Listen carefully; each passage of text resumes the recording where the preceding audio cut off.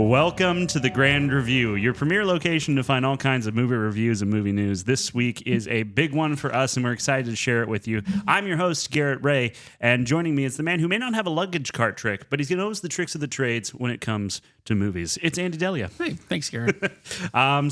Basically, this show, if you've never joined us before, we do spoiler-free reviews up front for stuff, and then we get into spoilers, but this week is a little different. We're jam-packed this week. Oh, goodness. So you may have noticed the episode title is MEGASODE, and that's because we're reviewing not one, not two, but three movies, and maybe a little shout out to a fourth one. we got the hat trick. Oh my goodness, we really do. Yeah, it's a big week. Yeah. So there are going to be time codes in the episode description. So if you want to jump around to a specific movie or a specific section, you can do that. All of that will be linked down below, so you can just go to wherever you want. But we've got three movies to talk about, and first on the docket is this week's newest release. It's The Wild Robot. Wild Robot. So we're going to get right into it. Andy, your thoughts on The Wild Robot. What'd you think? I liked it. It was better than I thought it was going to be. Normally, when something has this much hype surrounding it, it's never as good as they make it out to be. Yeah. I thought it was cute. I thought it was endearing. I like the story. I really like Pedro Pascal's voice on the Fox. Oh, yeah. And Lupita Nyong'o as Roz. I just thought it was a really cool story. I like how things were done. I even like as glossy as like the computer animation on this. There's those rough angles and edges that almost looks hand drawn that I thought was really cool. Yeah, it definitely has that sort of painterly look to it. I think the animation style is fantastic. It's currently sitting at a 98% on Rotten Tomatoes, so people are friggin' loving this thing.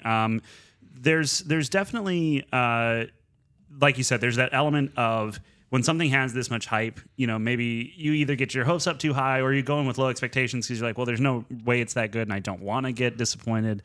And so there's that. I thought that I should love this, but there was something to the pacing that made me not.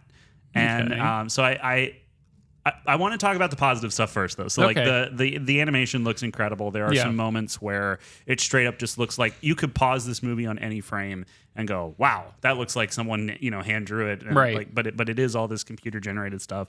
I think that it certainly knows what kind of story it's trying to tell. I think that where most of the reviews that I saw people talking about it, they were talking about how it's such an emotional, impactful, kind of thing. Profound was a word that was thrown around a lot. I don't think it's hitting that. No, I didn't either. I didn't cry once. Okay, this is the thing that I was thought maybe we'd be at odds on this. I wasn't sure how you would feel about it, but I think that it doesn't earn the emotional beats it's trying to hit. No, and I think that is down to pacing. And that's not to say it's a bad film or anything. No. It's like I liked it, but I tend to agree with you.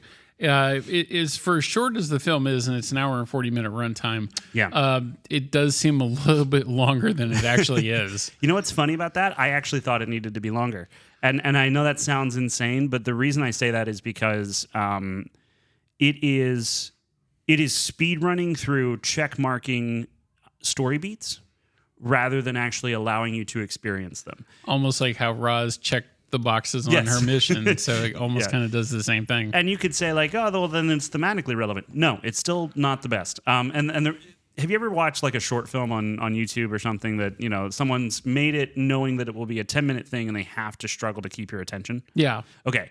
This entire movie, except for one scene, is paced like that. The whole way through, it is paced like a short film where they are worried you'll click away at any second. That's the only problem I have with it. But you're in a theater. You're not going to click away on it. Exactly. So what's the point in that pacing? Right. And I think that was the only thing. Now, that being said, I like this. I certainly have no, moral quandaries with the film or anything like that. Right. I think it's a good family movie. Yeah, definitely. I think it has a lot of very funny kind of commentary on the nature of motherhood and learning to take care of something when you're not equipped for it. And and I love Catherine O'Hara as the possum. The possum mom. Yeah, she's awesome. And it's very funny. It's way funnier than I was expecting it to be. It's a kids movie. I should have expected that. But from that first trailer, which I've been talking about basically since we started this show, it had such a specific feel, and the movie's nothing like that. Yeah. So it's not like How to Train Your Dragon or... Which, funny enough, written and directed by the same guy who did How to Train Your Dragon. Right, which I was kind of scratching my head at that, okay, you kind of build this film to be almost exactly the same as that in the space age, but it's not like that. Yeah, and it definitely, if you look at How to Train Your Dragon, or I'm gonna pull out an example that it came to my mind last night while I was watching it, and I thought, this is a bad movie to even be comparing this to, because I think this is way better, but somehow this movie did it better, and that feels wrong. Bolt had better pacing. The John Travolta actually, Bolt I like movie. That movie. I do too, but people lambasted it at the time. Disney actually made good films. But you believe the relationships of the characters in Bolt because you see them.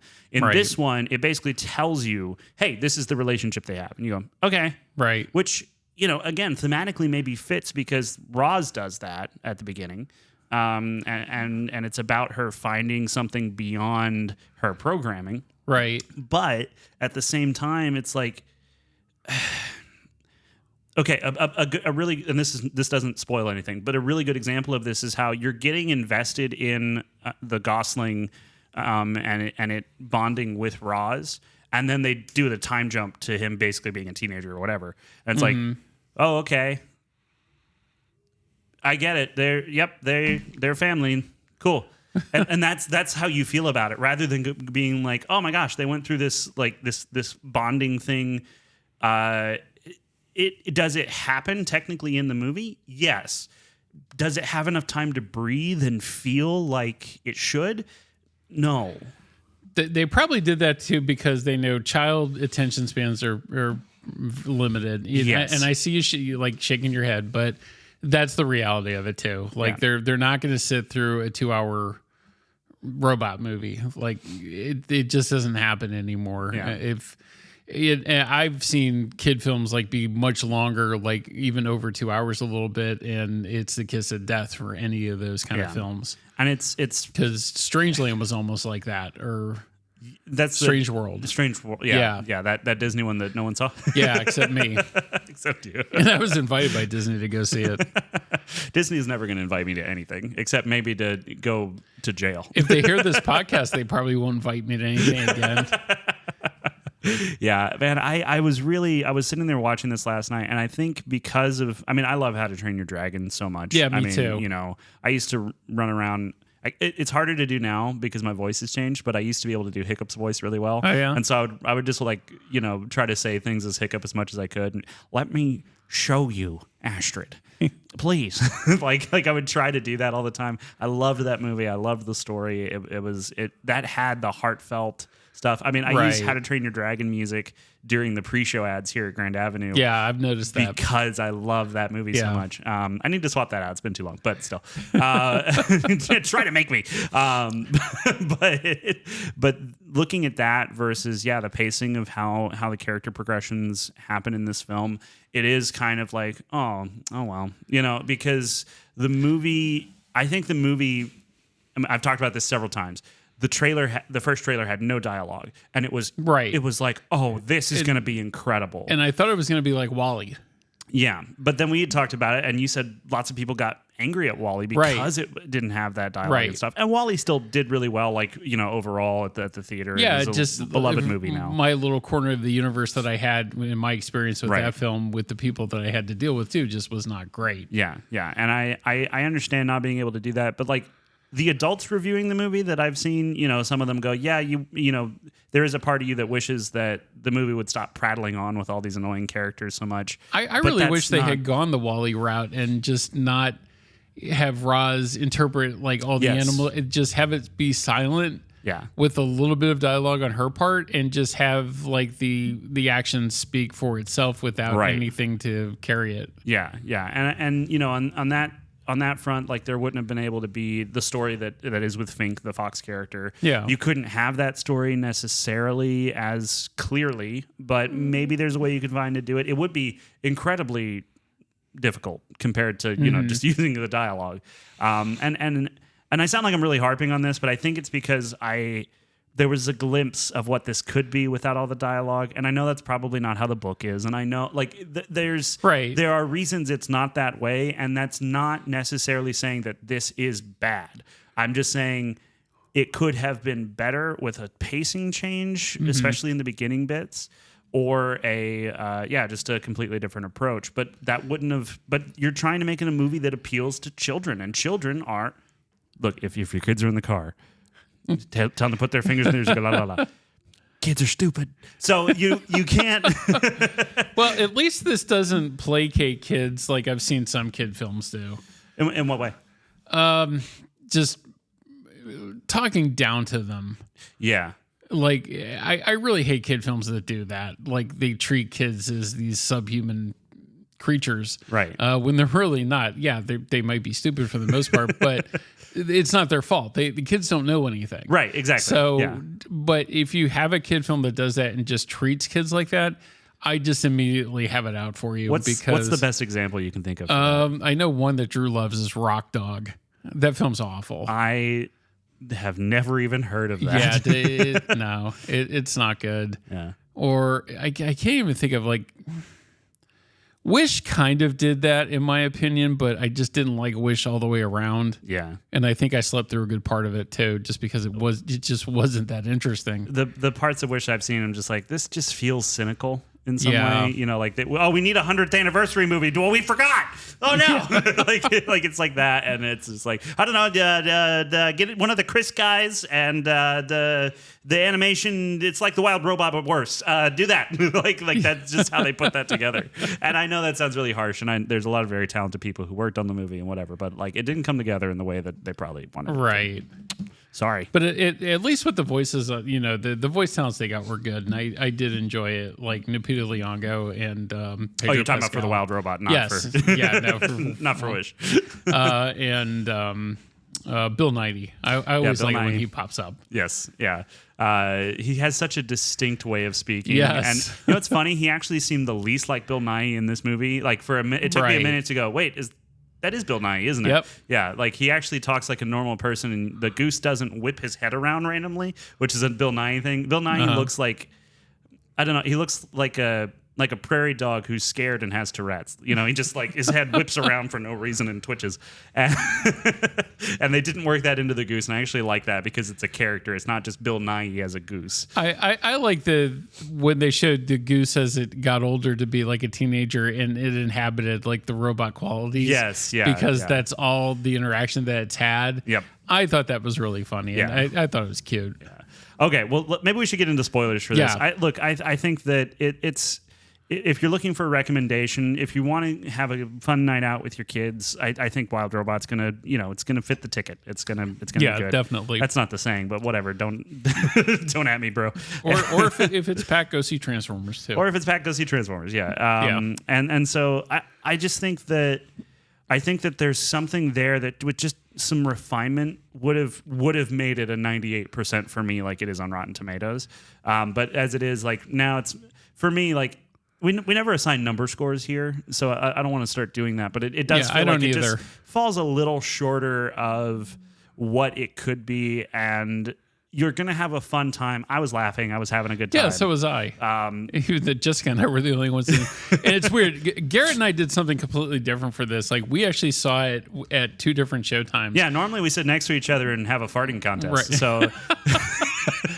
But Garrett went to the 8 o'clock and didn't see the 3D. I went with my wife and saw the 3D version at 8:30, and we were the only ones in there. So, okay, well, maybe we should talk about the difference between the 3D and the 2D. What was your experience with the 3D on this? The 3D on it was good. Okay. I did like it. It definitely gave depth to a lot of the scenes, especially like the chase scene where her transmission signal finally connected with the corporate. Spoilers. Hold on, we're not there yet. Okay. But even the scene where Roz is climbing up the cliff wall. Yeah. And watching that wave come toward her. Scenes like that throughout the entire film were just really cool to see in 3D. Okay. Yeah. And it is worth it. And Grand Avenue, we do not judge the upcharge. So don't be afraid of it. Isn't that wonderful? Yes. Isn't it lovely? I should cut that out, but I won't. No, that'll be next week for Joker. Maybe I'll be doing the podcast next week by myself. I'm really glad I didn't see this one in 3D because of the art style, and I think that this is definitely a point of difference between us two. Like I'm not huge on 3D just in general, but there was enough about the way that the art style is incredibly detailed, but I think that it's in certain instances it's really busy and actually interrupts the ability for there to be visual clarity in some of the motions. I don't think that was the case for this though, and I like the fact that it really did look like a kid's pop-up book. Oh yeah, so for sure. I just think stuff like that is really cool. I'm not saying and this is all personal preference. Like personal preference. Personal preference. Yeah, got it. Nailed it. But yeah, I think that there were some times where I was still trying to like go, oh, what's happening? Hold on. And with the 3D, I think for me that would have been a little bit more difficult even.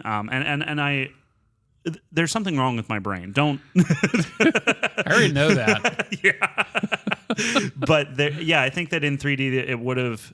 I was definitely seeing moments where I'm like, oh, that'd be cool in 3D. But I think that there were also other moments where I was just like, the busyness of the art style and all the jagged edges of like leaves and stuff like that like would have been very distracting for me. And that's because of the neurons in my brain that don't fire right. So it wasn't distracting to me. I liked it. Well, if you like 3D, it's a good one. This is a good one. Okay, cool. All right. Well, let's get into spoilers. Let's do it. So Matt Berry is in this playing a beaver, and Matt Berry in anything. I could listen to that man read the instruction manual for a microwave. I love his voice so much. And he's gnawing away at that tree for God knows how long. Yeah. And thank God that has a payoff at the end. Yeah, it does. But yeah, I think the movie, it doesn't really waste any time setting up the world, which is good. It kind of puts you in the same shoes as Roz. Yeah, and it immediately opens with her box being smashed open on the beach at this.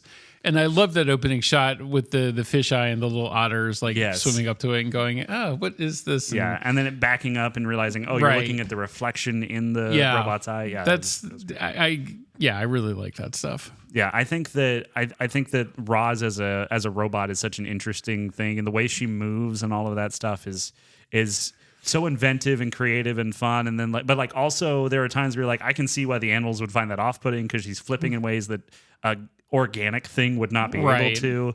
And I just kept thinking about aren't your wires getting twisted? But then I was like, wait a second, this isn't real. For the most part, the animals refer to as a monster. Yeah. And I think that there's an interesting parallel there that I'm kind of glad they don't dive into, but the human, when in their little cities that they've built, when all the geese have to come in from the storm, they're seen as contaminants. They're seen as this it's a threat to our carefully curated society that we have here and how this works. Our cornfield, because that's what it looked like to me. I think it was, yeah. But then on the flip side, Roz is seen the same way in this natural environment, and so they're both being treated as a threat, even though throughout all of history they've been things that coexisted as humanity and cities and birds and trees and whatever. And I like how they showed that time lapse photography as Roz just sat there and listened to everything going on around her and made the translation and interpretations out of everything. I like that. Yeah, I love the comedy in this. The best part for me, my favorite part of this whole movie, is when Roz she's talking to someone and they throw a pine cone and everyone laughs. I think Fink throws a pine cone at a squirrel, and Roz goes, humor is based on misfortune. And Fink goes, yeah, try it out. And holds the grass aside for her to throw a pine cone at something else, but she throws it at Fink. And it caught me off guard and made me laugh. I loved that because... And Fink kept messing with the squirrels the entire movie too. I love that, cool. Yeah. I love that Fink is never really... He's never really He's not friendly. A very likable character. Yeah. He's an awful fox. Yeah. Because he tries to eat the duckling or gooseling. The gosling, yeah. Every chance he gets. Yeah. And I love that she meets him and he immediately pegs her as gullible. I'll leave the gosling alone because I can get crabs and everything else out of this thing. She can find it all for me. And he's fat by the end of that montage and stuff. Yeah, all of that was great. I like the characters, for the most part. I do think, and my wife pointed this out too, Fink doesn't necessarily stand out as a character from the counterparts you would expect to look at, like from Zootopia, Nick Wilde or whatever. He's very much like that, and he's a fox, so it's like there's this fox box, if you will, that you have to fit into, or they'll cancel you 3 times, Futurama. But there's this box that you kind of fit in. Like, those are the characteristics of this character. But the way that he's played and the way that he's animated does really kind of feel like Nick Wilde to a degree. And I think I was thinking about it while I was watching it, and so was Hannah. It doesn't stand out necessarily as much as the wolf from The Bad Guys does. Like, he's a completely different character than the Zootopia one. Well, yeah, it's supposed to be. Right, but because Bad Guys is kind of like the kids' version of Ocean's 11. Right, I've said that a couple of times, and I've agreed with it every time. Yes, because you've been right every dadgum time. No, that's honestly been my favorite kids film of like the last 5 years. Totally surprised me. So the only mark against it is that Awkwafina's in it. I'm sorry, she annoys me. Yeah, but she's minimal in that. Yeah, but she's maximal in showing up in literally everything that I want to watch. I can't wait till next August when part 2 that comes out. I forgot they were doing a sequel. Yeah. That's right. Yeah. August 4th. This is a release date. Yeah, I would rather see a sequel to The Bad Guys than a sequel to The Wild Robot. Yeah. Well, Wild Robot really doesn't need one. No, it will get one if it does well. I mean, there's no way they're not going to capitalize on that. Yeah, but DreamWorks does it. They're getting just as bad as Disney. Yeah. Although, like, for a while, the joke was that they were worse than Disney because of how many Shrek sequels there were. Oh, yeah. But, which went on way too long. But then they did the Puss in Boots: The Last Wish, which is a fantastic movie. Yeah, it's so really good. Is. It's so much fun. And again, like, that movie, goes a mile a minute, but still feels like it earns its pacing things. Okay, so for instance, and that almost has the same kind of animation that this does. Yeah, there's a storybook look to it. Right, yeah. Especially those scenes in The Last Wish with the Diablo wolf. Yes. Mm-hmm. Those edges and darkness and how it's like almost like hand drawn again. That's almost the same thing in Wild Robot. Yeah, this feels like an evolution of that. Like in The Last Wish, they were starting to do that, and then in this one, they took that art style and really cranked it up to 11. Perfected it. And it is gorgeous. Yeah, I mean, it is. There's no doubt about it. I mean, the environments are incredible. The animal designs are very, very cute. That scene with fun. the butterflies is just amazing, too. Yeah. Watch the trailer for this. It's got the best shots. But that was my biggest thing going into this too. Was the trailer going to have everything, and then why watch the film? Yeah, and it doesn't. I mean, it surprises you with the humor for sure. Yeah, the beaver. And picking on squirrels constantly. Yeah. Now tell me that I'm cool and don't lie. God, I love that very so much. Like, oh man, have you seen What We Do in the Shadows? I haven't. I saw like the original British version of that, and then the movie that they did too. I haven't seen the American version. The TV show is fantastic, and Matt Berry is I mean, he's so funny in it. Like, if you just look up Matt Berry quotes from What We Do in the Shadows, doesn't matter that there's no context; they're all fantastic. Okay. They're so good. I mean, there's so much good stuff. And it's got Jermaine Clemente in it too. Another reason for me to watch that. Actually, he's just in the movie. I don't think he's in the show. The show is actually a set of different vampires. And it's like similar idea, but they're housemates or whatever. But it's not Nandor. And I just know when they transfer that stuff from British to English, it doesn't come out very good. So, well, the original the What We Do in the Shadows movie that was Taika Waititi and Jermaine Clement and another guy who I can't remember the name of. Like, it was mostly New Zealand actors. Yeah. So that was there a TV show before that? I can't remember if there was. I thought there was, or maybe I'm getting that confused with Being Human. I think you might be, because from what I know, What We Do in the Shadows, there's the movie, and then there's the TV show that started in 2019. Okay. So I've never seen the TV show. Let us know if we're wrong about that at Grand Review Pod on Facebook and Instagram. But we're not on X. But I know, leave us alone. I know for Being Human, the British version of that is much better. The American version is terrible. That's normally how that goes. Yeah. And the same thing with The Office. What We Do in the Shadows is the TV show is still produced by Taika Waititi and Jermaine Clement's involved in it. And so like it's the same, a lot of the same creative team. And I like Taika Waititi, even though he's getting bashed for Thor recently a lot, but he deserves to be, but I do still love other stuff that he did. I like the last film he did a lot. Next Goal Wins.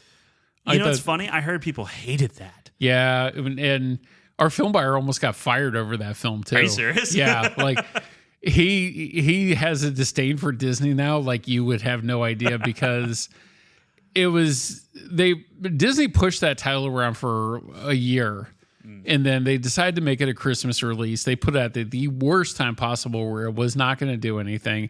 Disney like forced film buyers to ram that film down people's throat. Wouldn't give up after like the first week. They couldn't cut it. They still had to run it clean for a second week, which means all showtimes all day long. And Disney like literally tried to get our film buyer fired because he was starting to drop it at theaters because it made no money at all. Yeah. And I took Drew and Jessica to see it at Cinemark, unfortunately.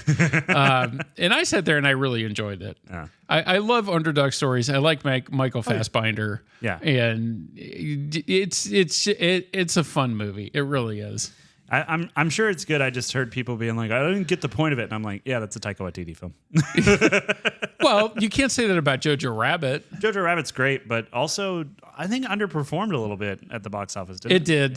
Yeah. It had a better life when it came on streaming, but that's when I did see that in the theater and I loved it. Yeah, I saw it at home, but it's still good. Still good. Yeah. That image of him seeing his mom's shoes will never leave my mind. Holy crap. That's like Boy in the Striped Pajamas level seared into my brain. Which the film we play next week too, Whitebird, is going to kind of be like that too. You ready to be sad again? Yeah, you get emotional just like watching the trailer. Yeah, and especially since it's a spinoff of Wonder. Remember Wonder with the deformed kid trying to? Yes. So Whitebird is actually a spinoff of that, where the one kid that tormented Wonder and got kicked out of school. This is his grandmother telling him her World War II Nazi story and about how a little bit of kindness goes a long way and to teach him not be such a jerk. I had no idea those two movies were connected at all. Interesting. Yeah. You want to get back to... Yeah, sorry. Or this is going to be 7 hours long. I'm determined to prove my wife wrong at this point. So. I have a question for you. Okay. Did we see a crow's disembodied head in this movie? No. Are you sure? I don't think so. Because she's got something in her hand, and then the crow comes by and picks that up off of her hand. But then another bird comes and destroys the crow. I'm pretty sure she picked up the crow's head and was like, "Oh goodness." I missed that. I wasn't sure, but I was like, "That looks like a crow head. What else could it be?" I don't know. I really don't remember that. There's just a lot more death in this movie than I expected. Oh. There's like, think about it. Think about how many things die, eat other things, or like it's talking about, how that's the way that the world works and whatever. Right. But they also just kind of like, they want to talk about it, but they also gloss over it. When Roz falls down the mountain after being chased by the bear and smashes the goose nest, you see her just like pick up the wing and be like, huh, and then drop it. And I was like, that feels so incredibly dark. I don't know why, but that just felt like the most like, I've caused death.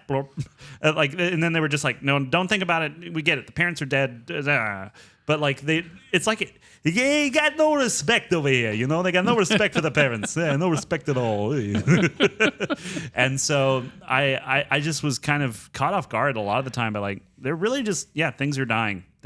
Another thing died. That thing died, and then they're making a joke about it with the possums, and then like one of her babies just like they hear there's another six kids. Yeah, like it's just like, okay, this is funny, but boy, I don't know how I would feel about that if I was 9 years old.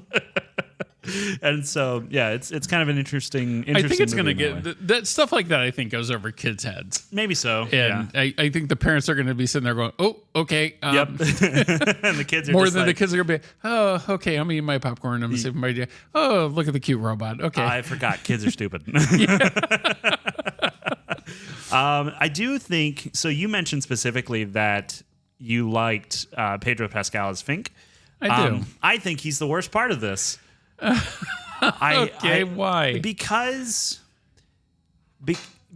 it's just like, I don't know. Fink doesn't feel like a character to me. He feels like a caricature more than anything. He's, and then like we get to the point where all of the animals at the end towards the end have to be huddled up together for the winter in the house that Roz built.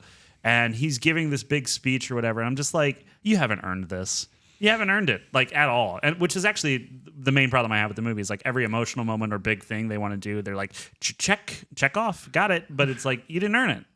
And Fink, of all people, who I think is funny, but also Pedro Pascal, just like, I don't know, there was something about it where I'm like, you should have gotten a voice actor for this. The movie's littered with actors, but it's an animated movie. It doesn't matter what face you have. I mean, except for the pictures at the premiere. But like, I don't know, there was just something about it where I was like, he's okay. He's not my favorite part of this. Lupita Nyong'o's doing a great robot voice, but also, why Lupita Nyong'o? Why not get? She does a great job, but then like, how much of that is them manipulating it in post? I don't know. I'm being way harsher than most people are going to be on this movie.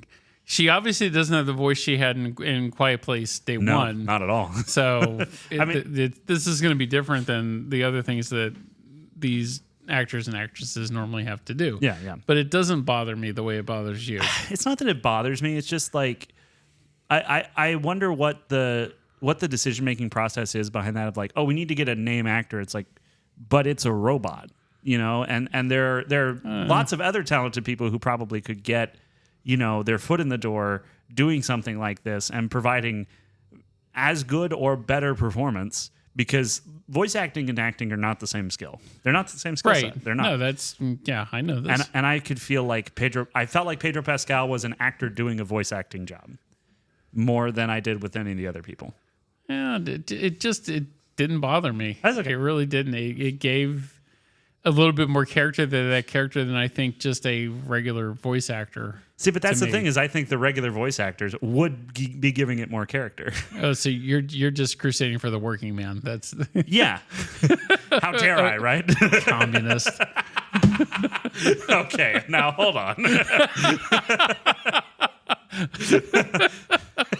I knew that would stink. Yeah, you got me on that one. Blood pressure medication? Here, yeah, here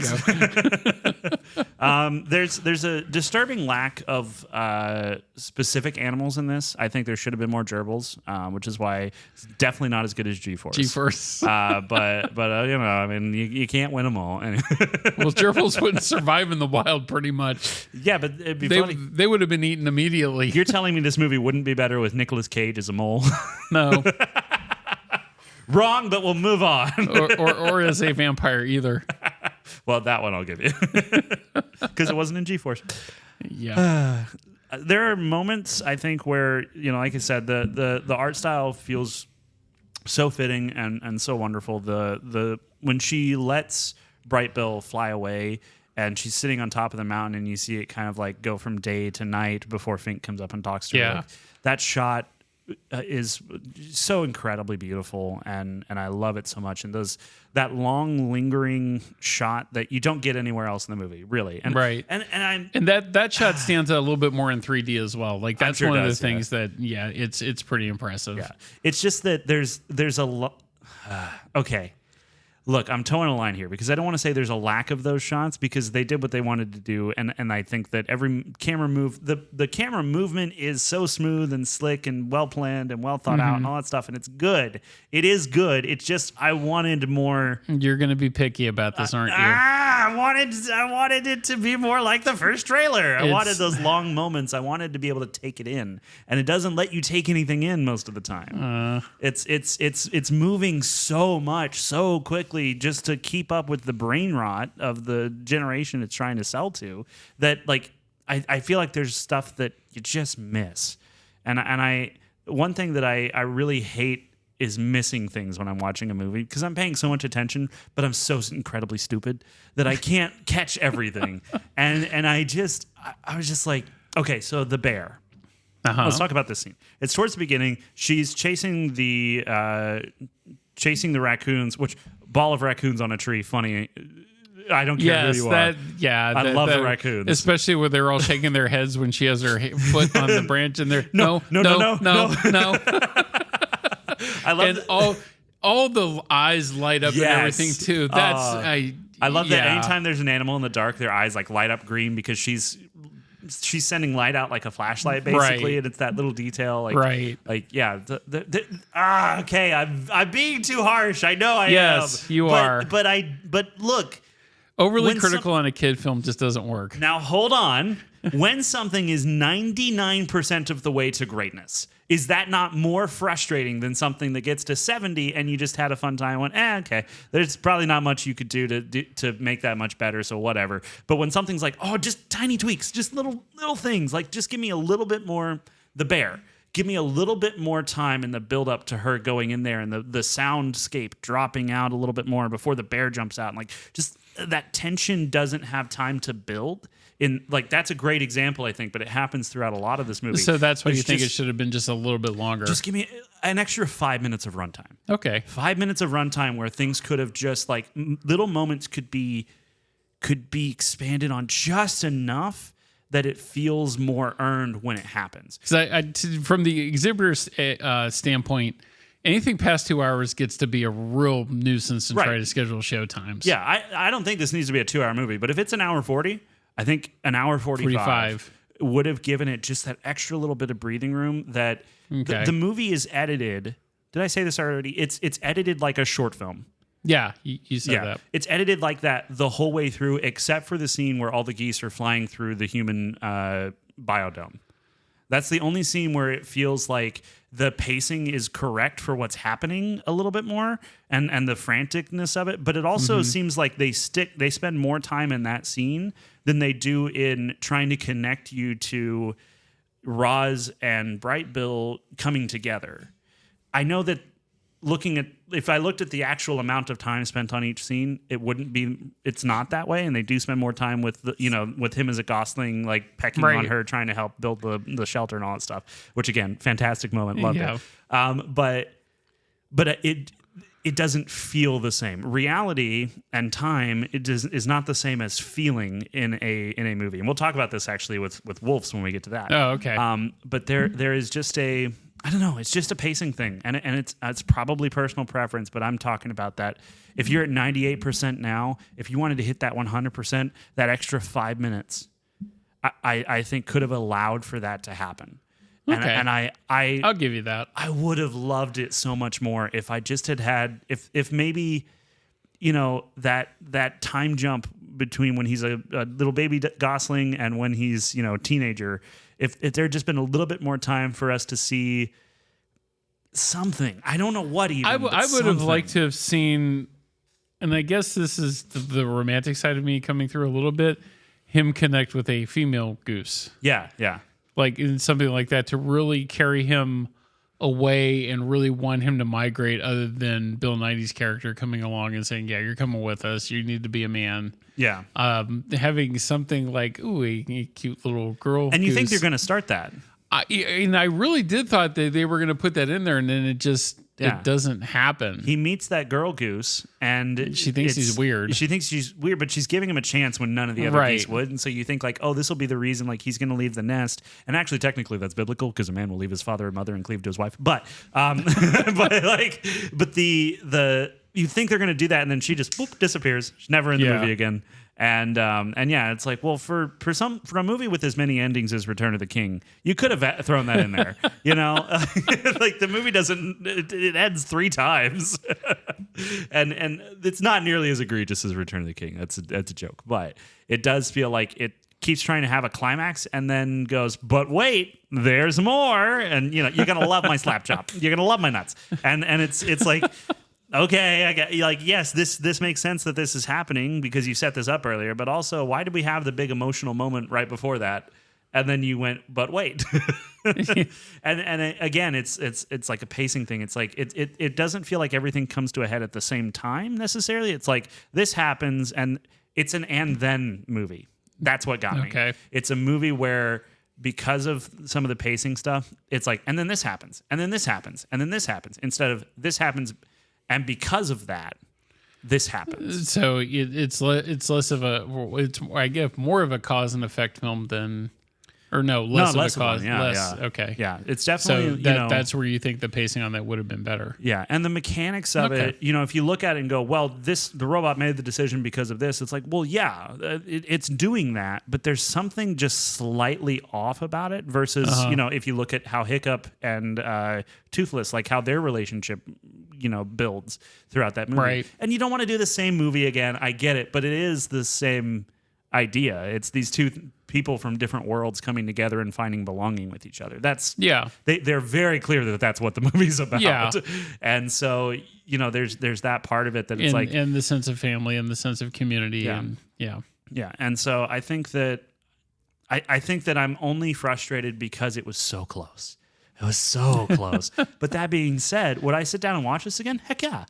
Oh, yeah. For sure. Like, I absolutely, Like, I know when Drew comes next weekend, there's not going to be any kid film for him. Yeah. Because we saw Transformers last week. Uh-huh. And I know if he hasn't seen it already, he's going to want to sit down and watch this again. I'm not going to have any problem sitting down and watching it. It's a fun time. I think I'm thinking about it. Okay, here's the problem.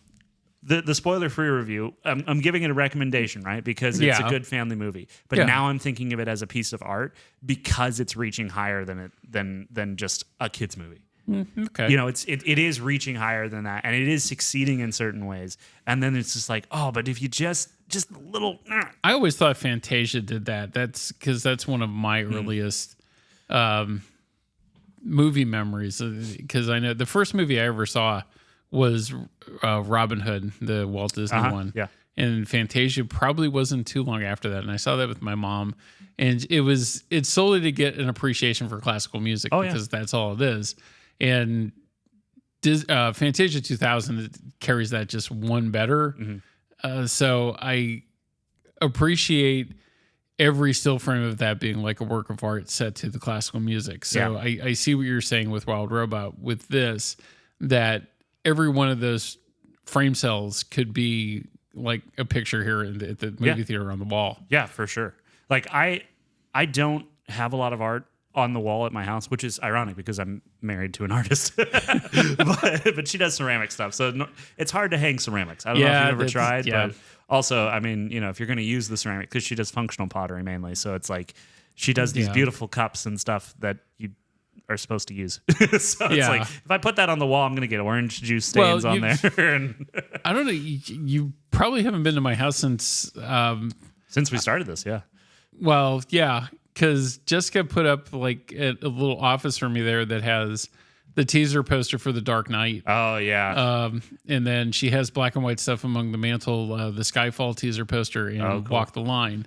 And then in our kitchen, like kitchen area where we eat, she has all these different things that I got from when I worked at Flicks, like these voodoo doll paintings of like different horror film characters and, fun.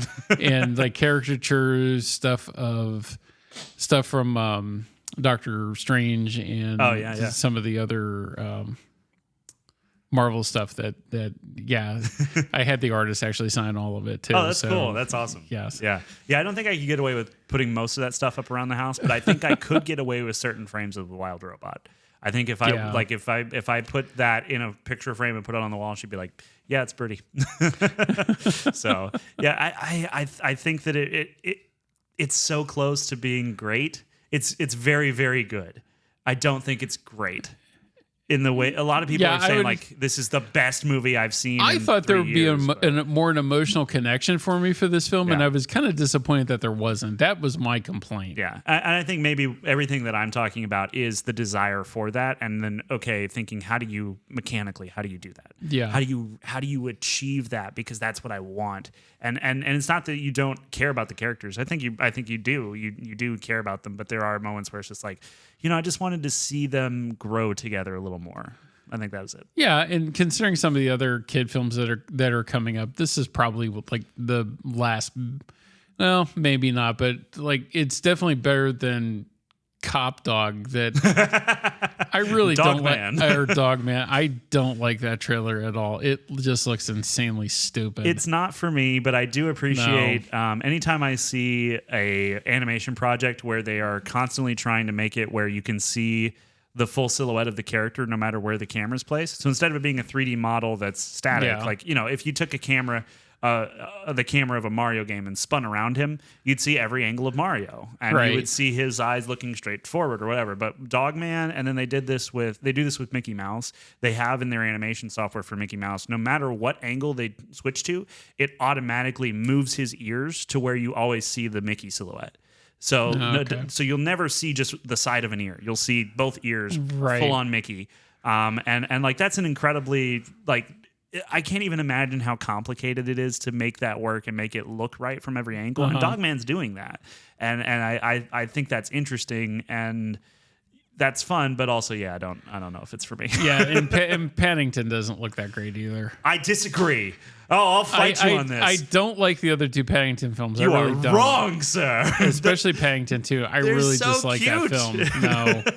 I just don't like them. No, they're so good. It's look, in a world full of cynicism and awful things like the IRS, having a Paddington to be able to escape to is the best thing in the world. Okay.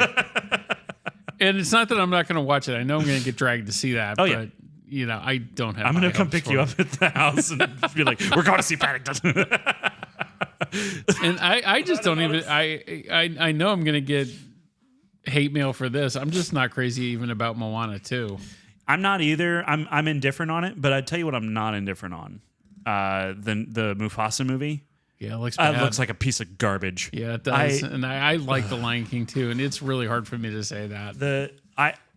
The decision to do a prequel, quote unquote, live action animals, period, I always thought was like, that doesn't work for me. It doesn't. The Lion King doesn't work for me, and that's fine. I know it's a lot of people. At least love it's going to be better than Snow White, but. You know what though? I think Snow White's going to be incredibly frustrating to watch. Mufasa would just be boring. It looks so boring, and the voice acting is like okay. Like I think it would be good voice acting if the animals had emotion. But you're doing this.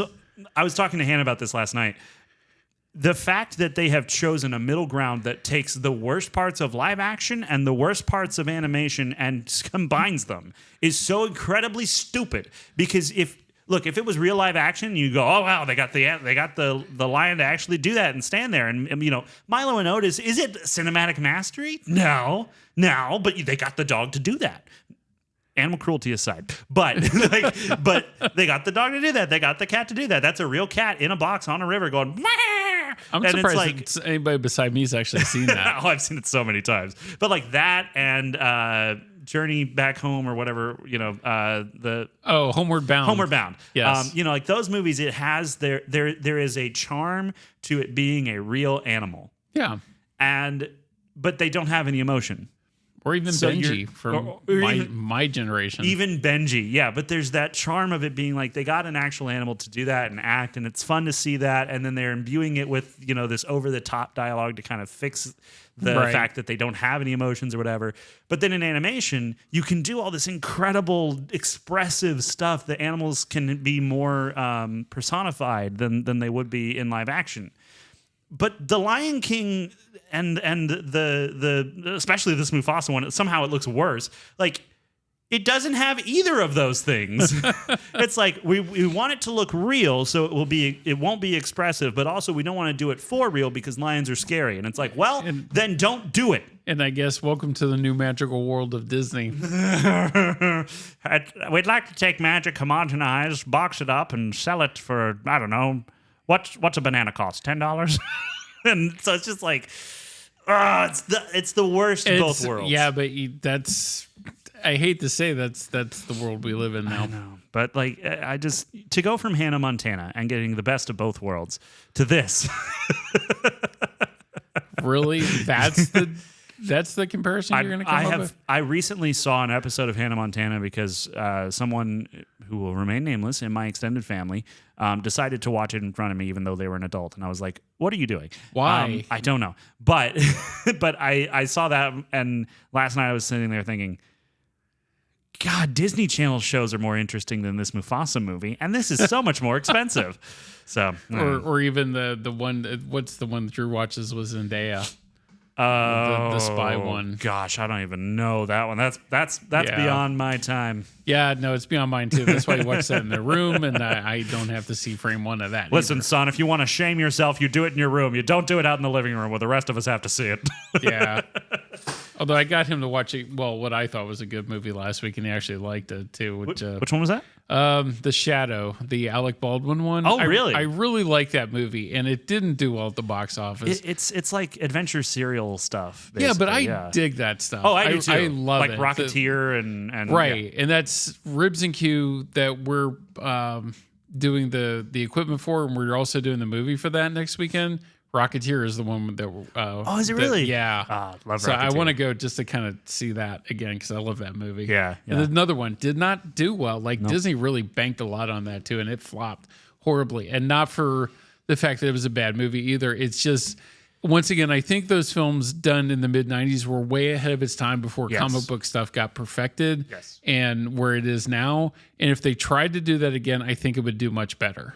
And I think that the way in which they did it, because like at that point, the way they were having him fly and stuff was callbacks to Superman, and like there was a love of film history with the Rocketeer and the and radio history and the way that they told those stories. And I think that it was too early to be appreciated as a throwback, but too late to be contemporary.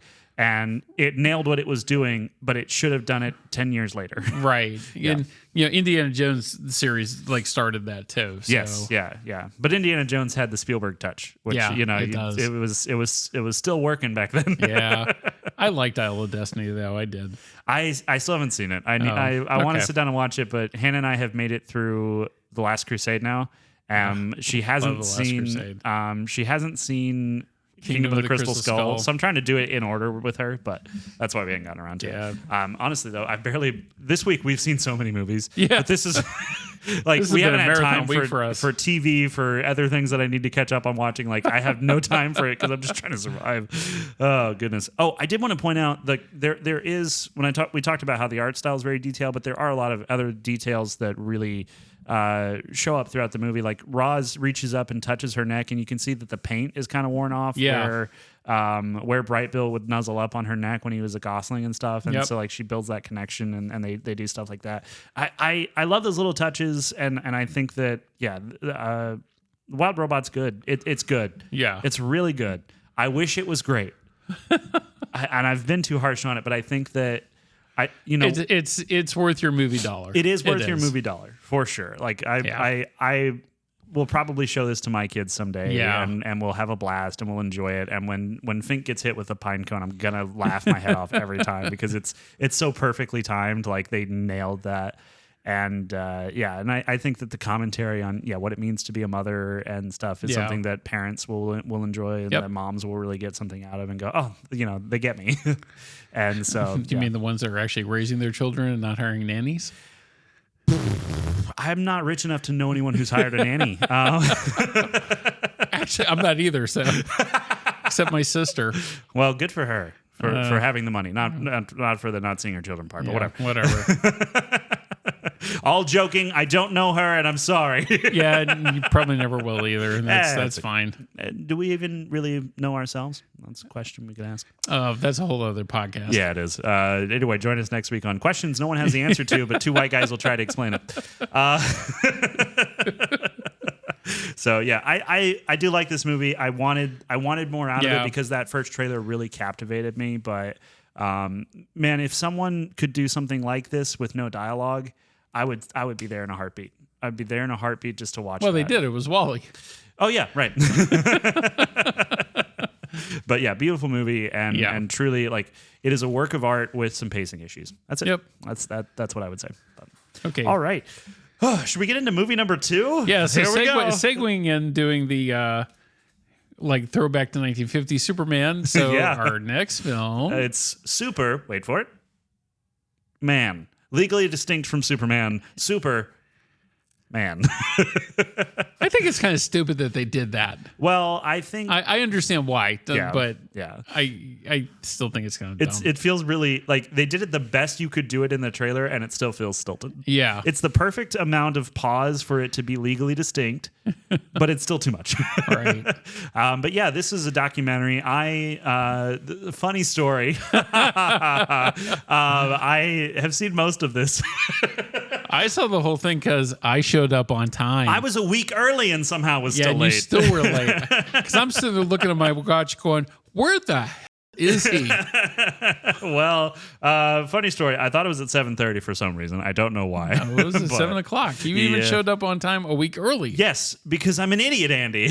That's why you shouldn't listen to what you think. That's why we start with your opinions, is so that people can get the truth, and then they can hear an idiot ramble. Well, somebody could say the same thing about me, too. Yeah, fair enough. But people can say lots of things. That doesn't make them true. You know, Hitler said a lot of things that we probably wouldn't agree with. Just saying. Okay. Oh, so no opinion on that? You're not going to say you disagree with Hitler? I'm not going there. Just you heard it here, folks. It's not Hitler sympathizer. No, it's not worth my time or energy that you're making it out to be. Yeah, that's comedy. Yeah, it's so what was they said in World War about comedy? Oh, it's the misfortune of others. Yeah. Yes. That's what I forgot to talk about that. Yes, yeah. Comedy is tragedy happening to someone else. You talked about that. Well, no, but like there was a specific quote. Comedy is tragedy happening to someone else. I learned that from a Ringling Brothers clown, and then he fell on his face, and it was hilarious. Right after he said it, he tripped. So anyway, the documentary that we saw was the story of Christopher and I can't remember his wife's name. Dana Reeve. Yeah. And the struggles that they went through. And, you know, unfortunately, what Christopher Reeve is most noted for now is falling off a horse and being paralyzed. Yeah. But there was so much, and I really didn't know half of what was in that film. That was just stunning to me to find all that out. And my wife brought up the best point about that film is that before he ended up in the wheelchair, he was less of a father and less of a family man than he was than after he had the accident. Yeah. And that's just astounding to me. Well, and I think what's interesting is that there's this kind of tale about generational curses being broken through tragedy in that film. You know, his father being the man he was. It was never good enough. It was never enough. And then him being like, oh, aren't you glad I'm not like my dad? And then people going like, well, you kind of, you know. And then, after he had the accident and the focus wasn't on what can you do and that being your value, and instead being what can you do for others, and that becoming, you know, what he began to value in his life. I think that was something that was really, you know, the difference. By the way, we're not doing spoiler free on this. He passed away. So look, spoilers. Well, I didn't know that the wife passed away 18 months after him from lung cancer. I didn't know it was that soon. Yeah, I was like, oh my God. Yeah, imagine that you lose your husband and then you find out you have a terminal form of cancer, which my mother-in-law has. Oh really? Yeah. Oh my goodness. And that even hit home more than you would even imagine. Hearing what Dana was going through. And Jessica leaned over and said, well, that's what my mother's going through. And I was like, yeah. So I wonder if Dana had the treatment that my mother-in-law has now, if she actually would have lived longer. But I think the outcome would have been inevitable because ultimately, beside the cancer, she died of a broken heart for not being her husband was gone. And I think that's what contributed to Robin Williams.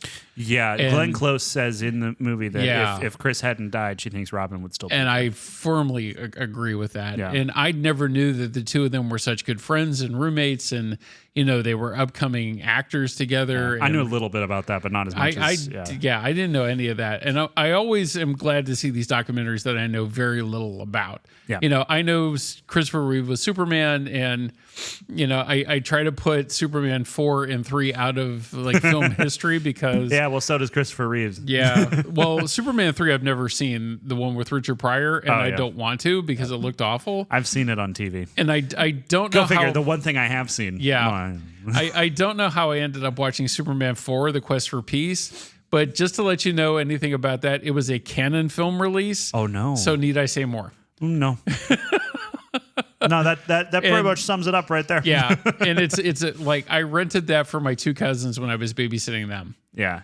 when they were like 9, and even they thought it was stupid. They won't talk to you anymore, will they? Well, no, they do. But yeah, it's a bad film. But I didn't know that he directed a movie. I had no idea. I knew that he did that Rear Window remake, and I always thought that one was pretty good, even though Rear Window is a classic. Yeah. It's a new take on that, which I thought was good. And is Rear Window's the one that's it's Hitchcock and he's Jimmy Stewart was in the original one, That's and right. he witnesses Orson Welles committing a murder. Gotcha. Yeah. And then wait, but like really Orson Welles committing a murder, or is that just a made up plot point? No, like Orson Welles was the actor that committed the murder. Like he was the guy that he witnessed. I was just saying Orson Welles seems like the kind of guy who could kill someone and someone see it and then they would just not say anything. Yeah, because I wouldn't want to piss off Orson Welles.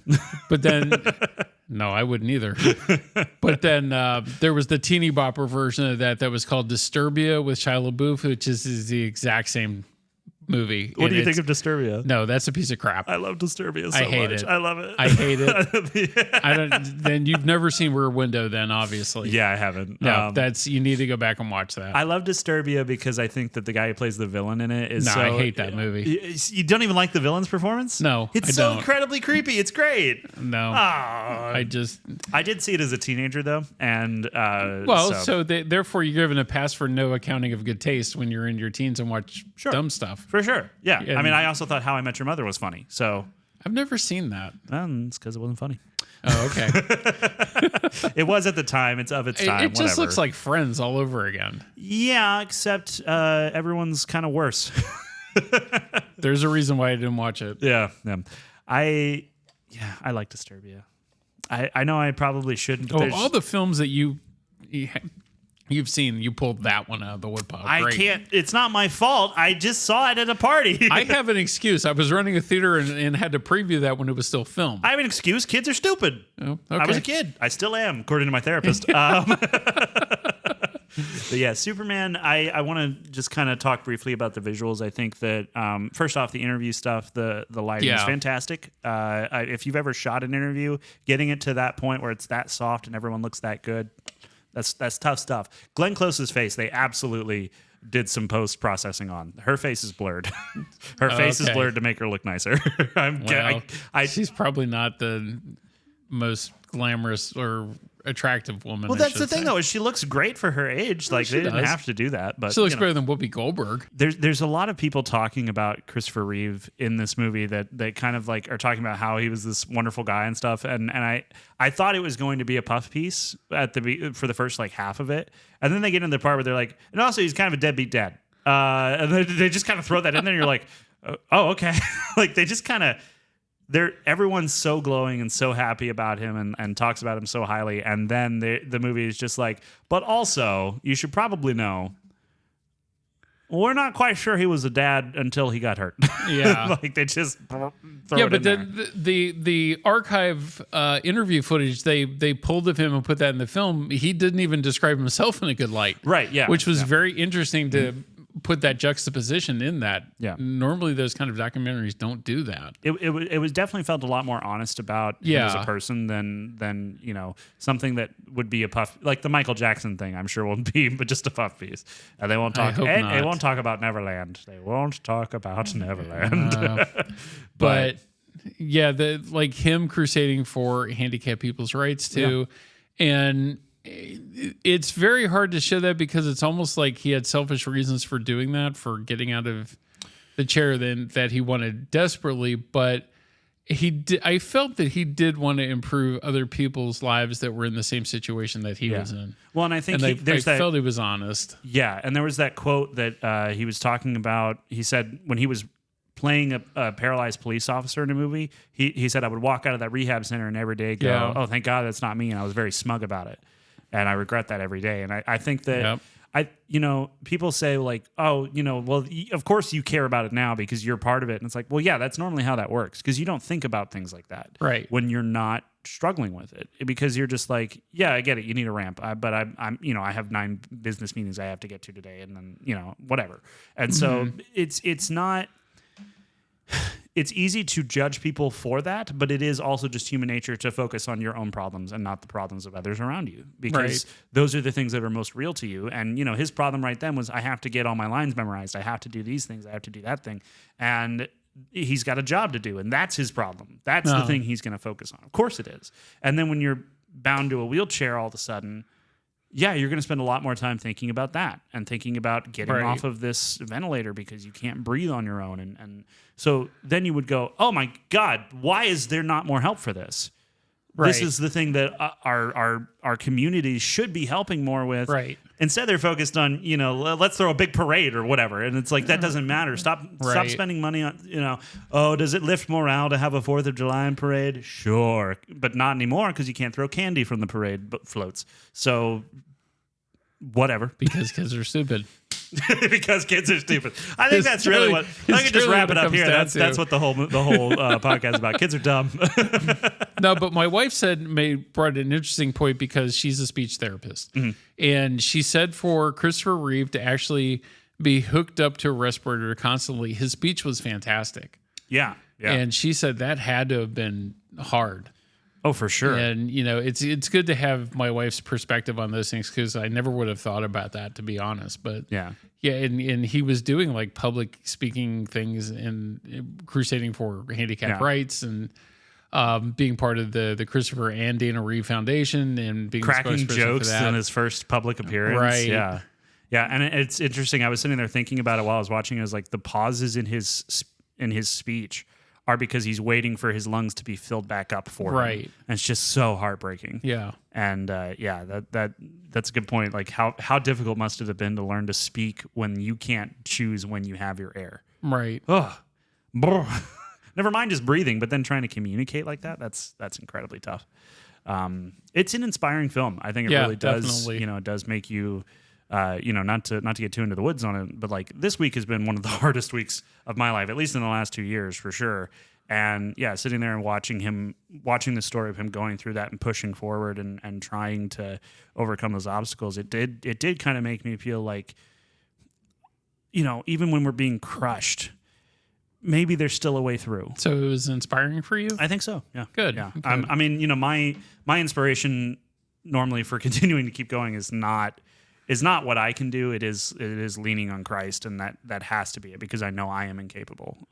Because every time I try to do stuff on my own, I fail. I fail so hard, and I make things worse. And so my hope is in God, not in my own ability. But yeah, like just seeing that it is possible, even if, you know, it's a selfish motivation or whatever. Like the fact that things can be pushed through, it is always nice to see that and feel like, okay, maybe there is a light at the end of the tunnel, because right now it's dark. Mm-hmm.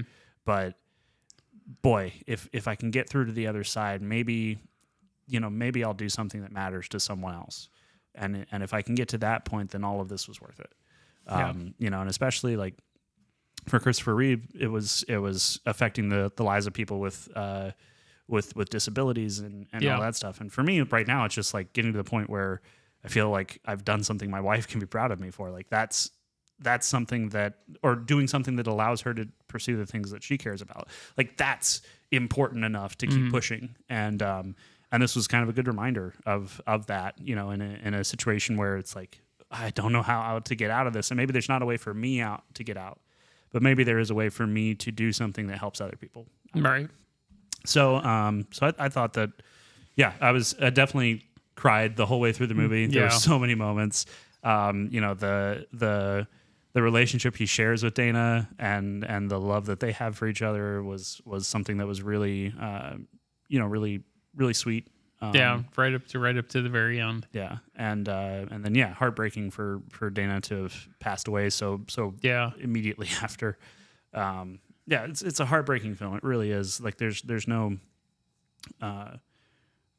not really a happy ending necessarily. Well, no, I kind of beg to differ with you on that. I feel that the happy ending out of that to me were the kids finding each other and kind of supporting each other and being a family unit after all these horrible tragedies and circumstances befallen them, and they still persevered and moved on. Yeah. And made them the adults that they are today. I think that's a very strong message. Yeah, you're right. I was wrong. It's bittersweet. Because the movie kind of like very quickly buttons it up after Chris passes away, and then they're like, and then Dana, started having this little cough, and then that was it, and it just kind of. Which makes it probably feel as abrupt to the audience as it felt to her family, even though it was 18 months. Like, that's not a lot of time. No. To lose your dad and then lose your mom. Considering, like, all the therapy and stuff that she had to go through, that probably went really fast. Oh, yeah. Yeah, like, for sure. Much faster than you even realize. Yeah. Because then the person's gone. I've almost been married for 18 months, and it feels like we just did that yesterday. Yeah. It's like, that's not a lot of time at all. No. Oh, but very good. I think, I think also very interesting the usage of the image of Christopher Reeve as Superman, but not with any of the clothes on. Very important that they don't do that. Because legally distinct. But, and having the kryptonite crystals kind of growing on his body as things get worse and stuff with that visual that they did. Yeah, that was really cool that they did that. And it did... kind of put things in perspective here and there, like when it needs to be just a physical manifestation of that. Yeah. So the good and bad news of this is it was only a 2-day thing that we ran. Yeah. It didn't do that great here, unfortunately, and it's very sad to see that not a lot of people showed up for it because I really pushed it. So Warner Brothers is now releasing it for a regular run on October the 11th. The bad news is we're probably not going to get it just because the 2 days that we did have it, it didn't do well. Oh, really? Yeah. That is sad. I would encourage people to go see this. I think even though we're not going to seek it out, it's definitely worth your time. Yeah, and it's definitely, it's one of those things that if you catch it at home and not at theaters, I don't know if it's like a huge deal. You're not missing out on that much of the experience, but being able to sit in a dark room and without the distractions and really focus on everything that people are saying about it, about Chris and about that story is, I think it is better for sure. Like, don't treat this as a second screen documentary. It's a Netflix documentary is 8 episodes because they said it has to be 8 episodes, even if it could be 2. This is not that. This is old school documentary filmmaking where you can sit down and hear a story and then go home. Right. And I like that. I like that a lot. Back in my day, we had to walk uphill in the snow 2 ways to see a documentary. But yeah, good one. Yeah, definitely. Should we move on? Okay. All right, let's talk about something quite a bit happier. Yeah. Oh, my goodness. So, Wolves. This movie, we've been talking about it on and off for a couple of months now. Very excited about it. Brad Pitt, George Clooney. Yeah. They both play fixers, cleanup men for bad guys, and they end up having to work the same job together, and things unravel from there. And spoiler free, let's get into it. Okay. Andy, your thoughts on Wolves? Oh yeah, I definitely like it. Sony. I don't know if I can really pin this on Sony, but Apple, you're an idiot. Yes, Apple made the dumbest decision they could have. Not releasing this thing wide theatrically, you people are stupid. Because we could have done like tons of business with this film. It would have brought people in. I definitely would have pushed it because it was incredibly funny. It was well thought out. And even though the storyline to it is a little bit on the thin side, I didn't care just because of the dialogue and the interactions between the two main characters. It's just phenomenal. It's almost like watching, Bing Crosby and Bob Danny, Hope. And Bob Hope, interact in those old like road tube films. Yes. And it's the same thing, and I love that. Yeah. That's what filmmaking is. Oh, dude, you just hit the nail on the head. Bringing up the Road to Whatever movies. You're speaking my freaking language. Do you know how many times I've seen Road to Bali, Road to Rio? Me too. Oh, my gosh, so many times. Like, this is a movie that absolutely the funniest thing I've seen in like 3 or 4 years. Just the funniest thing I've seen. Is it vulgar? Yes. Is this for children? No, absolutely not. Should you watch it if you're an adult? Yes. It's so good. It is every now and then on when I used to do movie reviews in the past, I would rate things as either depressingly good or encouragingly bad, because something that's encouragingly bad means, hey, I could do that. Right. I could go make movies too. Yeah. And then this one is like, this falls under the depressingly good category, where I'm just like, Yeah. I don't know if I could have pulled that off, but frick, I want to. Right. Oh my God. Like, this had me laughing so hard. And again, it's been a rough week. I needed an outlet, and I think this movie hit at exactly the right time of day for me. But it's so funny. The rivalry and building of respect between these two main characters throughout the movie feels so natural and effortless. Right. And I mentioned this briefly to you before, but this is what I would call a surgical comedy. Yeah. Every moment is so incredibly, like, we plan this to a T, and it feels effortless. Right. And that is so tough to balance. And they really just, every moment hits exactly as you could feel that they wanted it to. And the emotional beats are there, even though it's like, it's not an incredibly emotional movie. And yeah, the storyline's pretty thin, but you are so connected to these two guys and the decision they're going to have to make by the end of the movie. It doesn't matter. It doesn't matter. And it is, while it's not it's a thin plot necessarily, it's very like, we need to go do this, and then we need to go do that, and then that's it. But there is a depth to these guys and their kind of back and forth, and the question of what is it that we do? We don't do the right thing, but do we need to do the right thing here? And that question becomes something that is an emotional through line for them, and it builds. And we'll talk about that a lot in spoilers. But it is such an incredibly well crafted film. Yep. And Apple is, every single one of the people involved in this decision should be fired. Yeah, I agree. Picking it up, give those guys a raise. But if they're the same guys that decided not to do a wide distribution, you've got Brad Pitt and George Clooney, you freaking morons. Even hearing that they had no faith in the film and that's why they changed the release pattern on it, my question is, did you guys actually watch this before making that decision? Yeah. Or did you just, had some lackey in your office like, oh, well, George Clooney and Brad Pitt, they're kind of old. They're kind of over their prime. Which they use perfectly in this. Right. And it's used to their advantage. Yes, absolutely. And it's a mini Ocean's film. Yes. Yeah. But like, whereas Ocean's is slick, this is calculated. But it's a little bit rougher around the edges too. Like I like the fact that it's a grittier story. Oh yeah, for sure. Yeah. I'm just talking about like the way it's paced and the way that it's the way that it kind of has stuff happen. There are these shots. The use of dollies in this is incredible. Yeah. Like and that sounds like such an incredibly film nerdy thing to say, but seriously. No, it's you're right. Making a dolly shot work the way that they did here is so freaking good. And like he directed Spider-Man Homecoming. John Watts, the director of this. Oh, okay. Homecoming, Far From Home, and No Way Home. And this is leagues and bounds beyond those. Like when it comes to the it's not a superhero film either. This is more grounded in reality. Yes. Yeah. And okay, so I want to blow through the spoiler-free part of this and just like recommendation. Yes, absolutely. Yeah. It starts on Apple Plus TV today. Today. Yeah. Get your free trial just to watch it. Yes, absolutely. Get a free trial, watch this, and then watch, if you have time in the week, just watch all of, and watch Severance. Watch Severance because it is also very good. And look, Apple is getting the right stuff and then not distributing properly.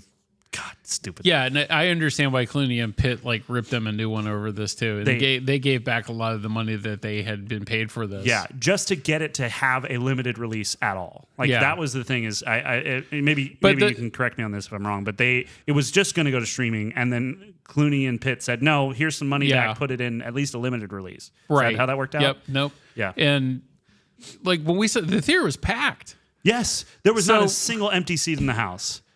I don't understand. Like a wide release for this would have done this movie justice, and it would have done well. I think it would have done well, and even if it didn't, I could have watched it 3 times because it was in the local area. Like I will go and watch this again and again. Oh yeah, like there because I've seen it once now, and I scrubbed through it today while I was making notes on it because it had been about a week since we saw it. Yeah, and so I was like, okay, I just want to look back and remember all this stuff because I'm an idiot and forget things. And I was laughing at moments. I would just like click at a random place on the timeline and it would jump to it and it would start playing and I'm like, that's funny. Yeah. Like it's funny all the way through. And total recommend. Don't let your kids watch it. Yeah. But unless you're okay with them seeing slow motion wiggling man junk, but through whitey tighties. But yeah, it's engaging at every turn. It's a fantastic film, and I kind of don't want them to do a sequel because, like, I think they've done most of the great stuff that you could do with this. But also, Brad Pitt and George Clooney together, I'm gonna watch anyways. So do another one. I just think not make a sequel, but do another film together. But find a different distribution company. Yeah, for sure. One that's actually gonna believe in the film and put it out. I can't believe you could watch this and go, no, this won't do well. Yeah, no, and now we found out this week too, they're doing the same thing with Saturday Night, which is even more frustrating. So Saturday Night, directed by Jason Reitman, a cast nailing their impersonations of these real life people, and it's just not coming to Grand Avenue now. Well, it's limited release. So from what I understand from our film buyer, like I got hit with the news the other day because we're planning out October. And, we were going through the titles for the month and Saturday Night wasn't mentioned. And I said, well, what's up with that? And our film buyer told us that it's very limited now. It's not going to small theaters at all. And then you're probably going to see it on streaming like very shortly after it. The test audiences did not go well. And it's probably going to be like Dumb Money was last year. Like Dumb Money was a fantastic film about the GameStop bubble. I absolutely loved it. I saw it twice when we played it here. Even if I was the only person in the auditorium, I didn't care. Yeah. The story was engaging. The performances were awesome. And it was just a cool little movie. But unfortunately, nobody went to see it. And that's probably the same curse that Saturday Night is going to have. So I guess people my generation that grew up on that, like that was our outlet for sketch comedy. And if you had cool enough parents to let you stay up that late on Saturday Night Live to see a counterculture program like that with live performances and when comedians were good and they didn't have to swear to like bring attention to themselves or do their... They did it behind the scenes for sure. Yeah. but and I had to pull the trailer. I had to pull the poster immediately. And I was just so mad. We are going to see it for this show. Yeah, we're traveling to go see that because I can't imagine this film not being bad. Why would it not be good? I just think that the people they got for the test screening probably had no idea what Saturday Night Live was. Yeah. Or what it used to be. Let's put it that way. Because what it is now is garbage. Yeah, it's just The View, but with bad jokes. Yeah, like the writers are now on this. Because I've tried to go back to it like with years and getting in my older age, and it's just terrible. It's not what it was. And the only thing on Saturday Night Live now that I find funny is Colin Jost and I can't remember the other guy's name, but they write jokes for each other, and it's Colin is constantly being made to say something incredibly racist by the jokes written by a black guy, and that's funny. Like it's just because he's just like every time funny. He's like, "Oh my god," that stuff's funny. And then they had a good skit about Alexa for old people that they did a couple years ago, and there's moments of it, but for the most part, not to get too political, but Saturday Night Live is a leftist talking point show. That's all it is. Like it's just that, and then they go, but look, funny, and it's like, well, no, it's not. You're just doing politics. I don't want to watch CNN at 11:30 at night. If I wanted to do that, I could flip to CNN. Which I wouldn't. Yeah, but they did that during the 70s and 80s, but it was a political joke without clubbing you over the head with it. Right. So, the difference between what they do now versus Norm Macdonald and his the weekend update. Rest in peace. Norm Macdonald stuff, so incredibly funny and never he wasn't pulling punches for anyone.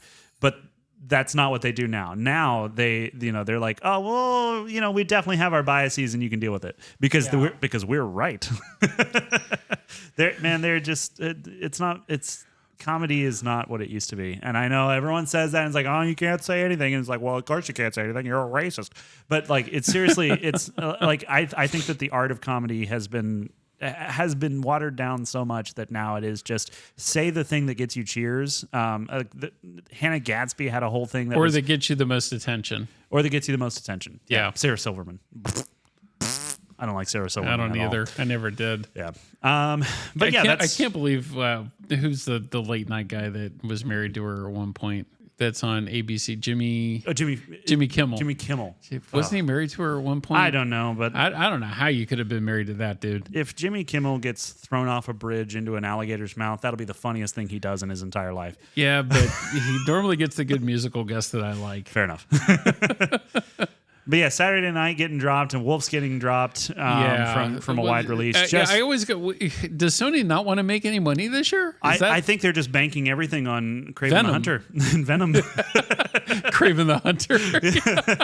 Look. That's a joke in itself. Get rid of everything except Kraven the Hunter. I know what I'm doing. After being pushed around for over a year. I was pushed around for longer than that in high school, and I didn't turn out good. Why do they think it's going to work for Kraven? Because even Garfield kind of it didn't do as well as they had hoped. Yeah. And they didn't even have, every studio had a major presentation at CinemaCon this year except Sony. Which is crazy because they had two movies that are probably some of the best examples of filmmaking. That you were going to have for this year. Yeah, Wolves and Saturday Night. Because Jason Reitman knows how to make a movie. Yeah. He does. And John Watts, look, I like the Spider-Man movies, but they were never, they always seemed like they're part of the machine, right? They're part of the Marvel machine. This is something that was not that. John Watts, I now have so much faith in as a director because this movie is freaking incredible and it feels nothing like those movies. No. Nothing like them at all. He's telling a story and he adapted what he was doing to that and it's great. Wolves is just, and even the spoilers. Spoilers. Spoilers for Wolves. Even getting into the opening scene of that with hearing the woman swearing in the sounds of what happened in the hotel room. The first and last word in this movie is yeah. And the shot of New York City, it has you from that opening scene. You're already interested. You're already waiting for the two characters to appear, and then it just goes right from there. Yeah. You know what's funny too? There's the part of me that goes, this is more methodically paced than, for instance, The Wild Robot was, right? But it never feels slow. It never feels slow. No, it's constantly going. But did you know the scene, all the stuff that takes place in the hotel room at the beginning? That's 30 minutes. The first 30 minutes of this movie take place in one room. Yeah. And it's fan-freaking-tastic. Yeah. It's so good. And I had no idea, because so much happens, but I looked at it, I was like, a third of the movie is in this one room. That's so much of the movie. And it's not the Tommy Wiseau room. Oh, thank God. No. Oh, hi, Mark. Hey, I had to throw that in there. You're my favorite customer. Thanks. Bye. Yeah, I loved every second of this, man. I mean, then Frances McDormand's voice popping up as the person that they're talking to on the phone to get everything arranged. I would have bet money that it was Susan Sarandon until I saw the trailer or the credits. Yeah, I really thought it was Susan Sarandon the whole time because Frances McDormand never talks like that. Susan Sarandon has kind of that southern twang to her a little bit, and that voice didn't. That I had it almost pegged that it was Frances McDormand. Well, okay, yeah. Well, as stated previously, my therapist says I'm still a child and kids are stupid. So. You're not stupid for your opinion on this, though. I fully agree with you. I got one thing right this week. Yes, you did. That's all that matters. Oh, 3 things right. Oh, yeah. Wild Robot, Superman, and this. You picked all of them. Yeah, but you went along. Fair enough. I think the story in this unfolds in a way that feels really natural. It does kind of picks up momentum without becoming a gotta go, pacing kind of thing. And I mean, there is a little gunplay, there is a little bit of action in this, but this is my one complaint for it, and my wife had the same complaint for it too, that the very ending is summed up so fast that you have to play it back again in slow motion to figure out what the hell they were talking about. I watched it again today. I watched just the where they start to unravel what happens. So spoilers, basically the whole thing is that the two guys, Brad and Pitt and Clooney, because we never hear their actual names, they were supposed to take the fall for this whole drug deal gang war thing that got set up. And they figure it out right at the very end, and everyone clears out of the restaurant they're sitting in, and they're surrounded by Ukrainian gunmen. Surrounded by gunmen, and the final shot is them both popping up and firing off, and then cut to black. And so we don't know if they survive or not or what. It doesn't matter. It doesn't matter. No. If somebody uses that as a complaint for the film, that what happened after that, it doesn't matter. The point is that this whole thing got unraveled, and these two guys who normally would be lone wolves are now going to have to work together, and they've been forced to do it. We've been through the journey of them coming together in that way, and then when they piece it all together, you're like, whoop, okay, and that's it's not about what happens after that, right? And I think that what I heard the first time as I was sitting through, I was like, I didn't catch every single piece of that, and then I watched it with subtitles the second time. It was like they didn't even subtitle every single piece of that. I get the gist, and that's all that matters. Okay, the gist is the DA set this up. She wanted to have the guys on camera cleaning up the body so that it looked like it was a drug deal gone bad, and they could get them in this position where at the end these two guys are delivering drugs to this, to the Bolivians or whoever it was, doesn't matter, and delivering the drugs to them, taking the fall for it, and the DA can come down hard on them and say like, look, I'm really good at fighting crime, great things to come. And that's the whole point of it. And so the entire thing is actually set up by the woman we think is just in a bad spot in the beginning. Right. Incredible. Yeah. Fantastic. And, it's funny. They have this kind of through line of Clooney's character being curious about it and Pitt not caring. Being like, well, it doesn't matter, And then at the end, it's like, oh, actually, it does matter a lot for us. And that the one person they're supposed to meet up with, they both knew. Yes. Yep. The woman that was like a doctor. Yeah, June. They call her June. Yeah. And the fact that they both have the same connections, even though they've never crossed paths before. And like the Croatian guy being like, you two offer not dissimilar services. And he's like, I highly doubt that. All of that. The setup is great, and it keeps piquing your interest, but then is focused more on them having to make the right decision, even though they're bad guys. Right. And a lot of it comes down to, well, it's not, I disagree with you a little bit on that. It's not that they're bad guys, is that they're kind of the guys at the circus that swept up after elephants. Sure. Yeah. Because but they are of doing the that for situation. criminals. They are, but they're not bad guys. Like that's their job. Somebody has to do it. So why not be them? Yeah, but it is criminal activity. I mean, look, I'm just saying if I was a DA, there'd be great things to come. Okay. I disagree with you a little bit on that. Well, I mean, if you're covering up a murder to make it look like the person who did the murder did not do the murder. Yeah, but that's the whole thing too. Like it turns out that the kid's not dead. Right, yeah, which is a great twist. Oh my God, so funny. So funny. And then that kid played by a guy named Austin something, I can't remember, Austin Abrams. Austin Abrams is great in that part. Yeah, but I still thought he was annoying. But he was supposed to be. But it's like that endearing annoying because you're annoyed with the other characters, with Pitt and Clooney. And there's this one shot. So when they finally catch him after chasing him through the city, which we'll come back around to that. When they finally catch him and they take him to this this hotel by the hour place, and they're interrogating him. The worst hotel room in New York City ever. Disgusting. But roaches has a fun theme. Rats. The safari theme. The safari. And that they turn on the light for like the bathroom and like you hear roaches everywhere. Oh my gosh, yeah, that's right. Oh, so funny. But there's Austin Abrams does this thing where when he finally does tell the story that they're trying to get out of him, I didn't notice it until like a minute and a half into it. It's one long shot. Yeah. That is Austin Abrams doing this incredibly long monologue, which is a hard thing to do, and like you have to have it memorized. He does it in one single take, and they get the whole way through, and then they pop out to a wide shot of Pitt and Clooney, both who were standing before, now sitting, just going like, is that it?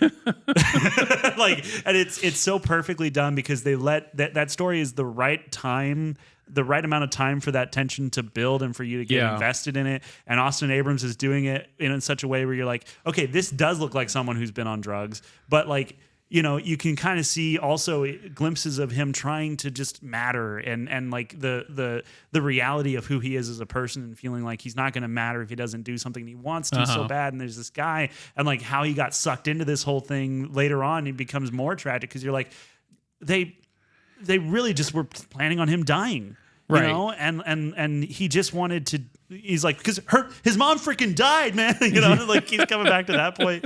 And it's such a great a great scene, like from start to finish, when they first arrive there and they're only at this crappy hotel room because neither of the guys want to show the other guy their secret place that they go to interrogate people. Right. and then getting in there and trying to decide how they're going to interrogate him and stuff. And the kid's just scared out of his mind. Yeah. And it just, because they've just chased him through New York City too, and he's only in his underwear. This is the best use of slow motion I've ever seen in my life. This kid getting tumbled over the car, and then and then Pitt just standing there watching on the sidewalk and going, yeah, that's cool. Because when he jumps up, and I love the detail of like his toes just across the top of the hood, and then when it hits his hip and it's just wiggling, like it's just jiggling, and then when he flips upside down from getting hit by the car, and then it cuts to Brad Pitt upside down looking at him like a dog leaning his head to the side, and then when he lands, and Pitt just goes and then they start the chase back up. It's like it's so perfectly paced. Everything about it is, like I said, it's that surgical comedy. And then he's dressed in women's clothes for the rest of the film. Right. So funny. Because, even the outfits, because the person that they're going to is covered in blood. So they bring alternative clothes for this woman to change out of. And neither of them get the entire outfit right. So they have to take pieces from each of those and put them together, and then the kid ends up getting what's left and is in these clothes for the rest of the entire film. and it's so funny the whole way through, just watching him be like, he's having to do all this in women's clothing. That's just awful. He has to march into a drug deal like wearing women's clothes and potentially get killed. Then again, it's New York. Nobody's there's weirder things happening. That's true. They have a whole argument in the car park. So again, this is that surgical comedy phrase. I came up with that when we were watching Pitt get his car in there and then put the body in the trunk. And doing that whole thing, and they dolly back and forth across the garage with him moving, and everything's like so perfectly timed, and it's just like. I was just sitting there thinking about how that's so entirely planned out and stuff. And then they have this whole fight about, Pitt not showing Clooney how he's going to erase the tapes and what tapes he erases and all that stuff. Did they ever actually erase the tapes? No. I don't think they ever do. Nope. So... or at least they didn't show it. Like because they have, the kid wakes up, and so they have to go to June's. And, I also noticed that, thinking back on it now, when Clooney calls his guy to get medical assistance for the guy that they need to interrogate, he starts making his way to Chinatown, and Pitt says left on whatever, and Clooney kind of smirks, and that's like he's already figured out they have the same person. And you don't realize that in the movie, but you see that moment, and so like they're doing things that are cluing you into the character knowing something that you don't without beating you over the head with it. Right. And so it's got that restraint in the dialogue, because if you weren't restrained, you would then have him be like, oh, and then is it this turn? And then this turn? We have the same guy. And like, that's where that conversation happens. But later on it happens, and you see Pitt when he gets out of the car and starts walking towards June's door, he's looking back like, why is he so calm? Why doesn't he want to come and see who this is and all that stuff? Because he already knows. Because he already knows. Yeah. And so, there's those little character things that they really are giving them the moments they need to do, that clues you in on it without giving it away. And then on a second watch, it's more satisfying because you now know that, and you're like, oh, that's what was going on there. Oh, that's what they were doing. That's why he made that face. And I really, really appreciated that, because even before I knew what was going on, I was going, there's something more to that. And if once I've seen this, I'm going to be able to go back through this and find a billion little things that I would have missed the first time because I'm trying to piece it together. Well, because you were laughing so hard too when we saw it. My wife was afraid we were going to get kicked out of the theater. She kept reaching over. We were too. I was like, Garrett, if you get us kicked out of this movie, I'm going to be mad at you because I really want to see how this movie ends. It was the funniest thing I'd ever seen. I couldn't help myself. It was just every moment was so funny. But you didn't even have any alcohol or anything, and you were like, just. Why do you think I don't drink, Andy? I've never had alcohol. There's a reason for that. Yeah. Can you imagine this without inhibitions? Actually, I want to see it just once. The world's not ready for that. I want to see it just once. That's how nuclear wars start. No. Yeah, I think that the kid running through the streets of New York. Yeah, that's a fantastic scene. I love he's just going like he's making stupid little noises the entire time he's running, and like I was giggling like a little schoolgirl. But yet his socks are still white. That's the one thing that I was like, "Are you serious?" Yeah, but it was wet everywhere, so technically he was washing them as he ran. Yeah, but have you walked through New York City in that time of year? I've walked through New York City when it wasn't that time of year, and I was already disgusting enough. Although there is an argument to be made that when it snows and it melts, it washes away at least some of the pee that covers every square inch of New York City. No, it doesn't. I'm sad to say that, but no, it doesn't. The whole city smells like piss. Yeah, it's awful. Why do people live there? I don't get it. I was an assistant manager of a theater for 4 years there, and look at you now, nowhere near it. Thank God. Thank God, indeed. So there was a moment that I wanted to point out because I thought it was so funny. They go into the Croatians' bar. Where they're having the wedding reception? Where they're having the wedding reception. Yeah. This club. It's not a bar, it's a club. Yeah. And they get the kid to get the pager, and they finally get through all of that stuff. And then this is maybe the only like issue I have with the movie is that when Pitt and Clooney get caught up in this dance thing, like just go to the left at the beginning of that and you wouldn't have been caught up in it. I get it. It happened. Yeah, because but that the movie they're caught up in the dance is that's actually pretty funny. It's funny, and I'm not saying they made the wrong choice. I'm just saying it would have been easy to get out of that. Like, yeah, but also then you think, well, maybe they're trying not to make a scene out of getting out of it once they're in it. So like once they're in the middle of the dance floor, it's like, well, I get why you can't get out of it. It's like hiding in plain sight. Yeah, exactly. But Pitt also just frantically, not Pitt, Clooney looking frantically like, is he looking over here now? Can he see me now? Can you see me? I'm like, first off, you're giving yourself away, and second, that's hilarious. Yeah. And I like out loud, and I try not to talk during movies. Like I try really hard, but out loud going like, "Oh no!" as they're doing the dance line where they're getting closer to each other. And I was like, "Oh no!" And I was like, "Oh, shut up." And but they get to the point where they actually get confronted by the guy, the Croatian or Argentinian. What is he? No, he's. I think Croatian is correct, or Ukrainian, one of those Eastern Bloc countries. That guy, Dimitri. Yeah. And so Dimitri's like, believe it or not, you offer not the similar services. Yeah. And I love the moment where Brad Pitt shoves Clooney, and Clooney comes back with a punch, and they have that look when Pitt's like, "Come on, man!" And Clooney's like, "I don't know, I'm just play along." Yeah, like I'm panicked. And there's that, and then when they get out. The bodyguard looks down, and they have the same gun, and he just goes, "Buddies." Yeah, freaking lost it. You're not the wolves, you're the buddies. But just the idea that if two men own the same gun, they must be friends. Yeah, that's the kind of toxic masculinity I can get behind. Yeah. That's beautiful. Yeah, I love this. I love the fact that this movie is it's mostly long scenes of people talking. I mean, really, like as I was clicking around, just like this is mostly just people talking. Right. So it's all character driven. It's all dialogue, and I'm good with that. Yeah, and I think that Ocean's 11, for instance, has it's about the heist, right? It's about that, and it's got that energy, and this keeps it up with just watching these two guys kind of feel each other out and mess with each other.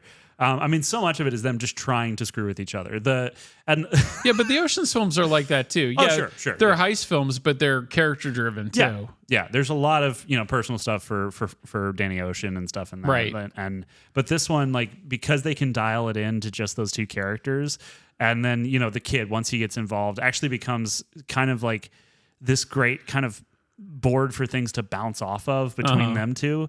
I think that's so much fun, and having it.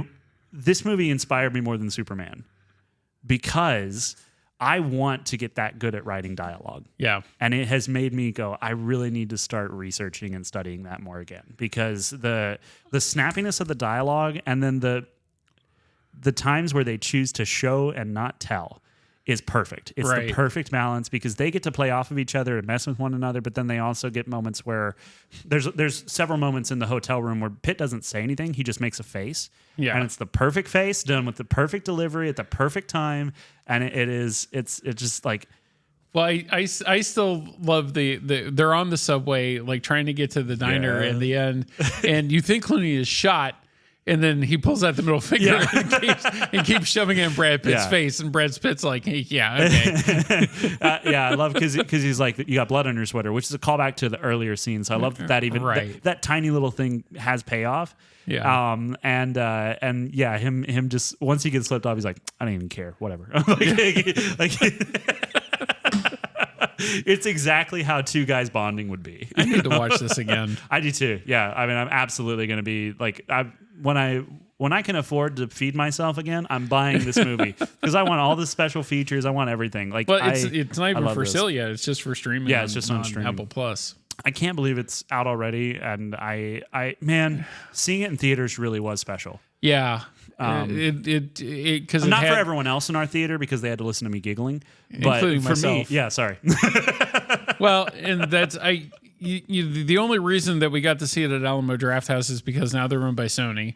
Right. So that's why it got released there, because our choices for that were two theaters in Austin.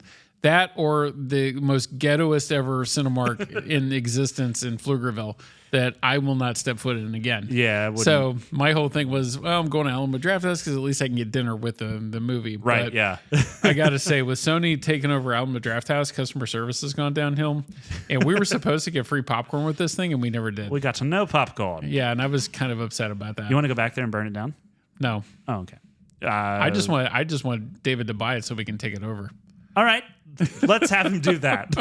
That's much more safe than doing arson. Yeah. Yeah. Man, there's so many things that are just like I could talk about every joke in this movie and how brilliant it is. Well, we don't want to give everything away. Right, leave some stuff for people to find out on their own. Yeah. But I think it's well worth the watch. Oh, for sure. Yeah. And being able to I might set this up I might set this up from the Apple TV in one of our theaters and we can watch it again. Yes. Yes. No matter what time, I will be here. Yeah. And I'll try to be on time. That's a bold statement from you. I know. But, bold is my middle name. Yeah. Only because I messed up the formatting when I was writing my email signature, and now it just says my middle name in bold. But yeah, I love that this really does kind of... These two guys who, they are... bad guy adjacent, at least. They're in the criminal enterprise, but they do have this discussion at one point while the kid's in the bathroom of, I know what it does to someone to take a life. Like, we've both had to do it and it sucks. Maybe if we both shoot, then neither of us know which one really killed him. And, there's this question of doing the right thing or, trying to deal with some of the dirty stuff that they get their hands in. Yeah. And that being a connection point for them. And then you really do start to root for them, like make the right choice at the end. Like, just let him live. Just let him live. And it comes down to that moment, finger on the trigger. And it has a fun little twist thing where you're like, Clooney can't do it. He turns around and you hear the gunshot and he reacts and you think, oh, did Pitt shoot him? Holy crap. And then we look at the kid and it's like, did he shoot the kid? And then it's like, oh no, he shot the drugs. Oh, thank God. And that's where the transmitter was. So it solves that mystery, but it gives you both the catharsis of Pitt or Clooney not being able to do it. And then, the shock of oh my God, did they really do it? And then, it gives you both of those things. And normally I'd be annoyed that, you can't make a decision between which one you want to do, but it works for their characters in this. Yeah, it does. And so, yeah, I loved that moment. Yep. Loved it. Oh, goodness. Also, when Clooney and Pitt are out the back of the car when the bodyguard and all those guys show up to shoot them, he's like, you are not wolves. You're buddy. Yeah, I said that before. Yeah, but when they do that, Clooney, there's that moment where it's like, okay, we're in sync now, and he throws them the gun, but Pitt doesn't see it, and it just shoots out into the street and gets shot off, and they share this look. It's like, what were you doing? That whole thing is great. It's man, this is a fantastic movie. 10 out of 10. Yeah. Honestly, if there was anything I could change, I wouldn't. I wouldn't either. I wouldn't do it. I thoroughly enjoyed it. Also, I love the inclusion of Richard Kind. Doesn't matter what he's in, just fantastic. Playing the dad. Oh, yeah. just having this random, like, and that's when Frank Sinatra said, like, he's obsessed with Frank Sinatra. It doesn't matter. It doesn't matter to the plot at all. I love it. It's just a weird little quirk he has. And then the face he has after they leave and after they've told him what the kid was in the middle of. And he's just like, oh my God, I just wanted to sit here and love Frank Sinatra until I died. It's so good. Yeah. So watch Wolves, man, and then send a letter to Apple if you can. I mean, write your senator. You can barely get in contact with their customer service thing if something goes wrong with iTunes, let alone send them any other kind of help. Well, that might be because iTunes doesn't exist anymore. It's now Apple Music. The same thing. I'm just being pedantic for fun. Yeah, I know. You're just purposely trying to annoy me. Now, why would I do that? Because you love doing that. I do not love doing that. I just love reminding you that G-Force is the best movie that's ever been made. Okay. All right. Well, that's the movies for this week. Wild Robot, definite recommend. Yeah. Wolves, absolutely recommend, but not for kids. No. And then Superman, if you can find it, watch it for sure. Incredibly inspiring story. Yeah. Sorry. News.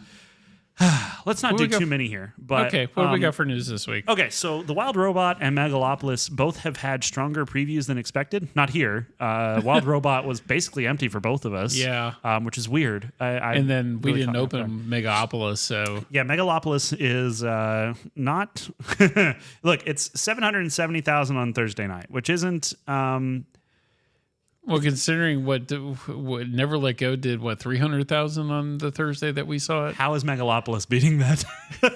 I mean, for an adult art house movie, that's pretty good. We were talking about Aubrey Plaza when we were before we started recording, and she's in Megalopolis too. Is she really? Yeah. I will see this movie just because I want to see what the heck it is. But yeah, I do too. And I'm sure Jessica's going to be dragged along, and she'll be like, "I got to watch this thing."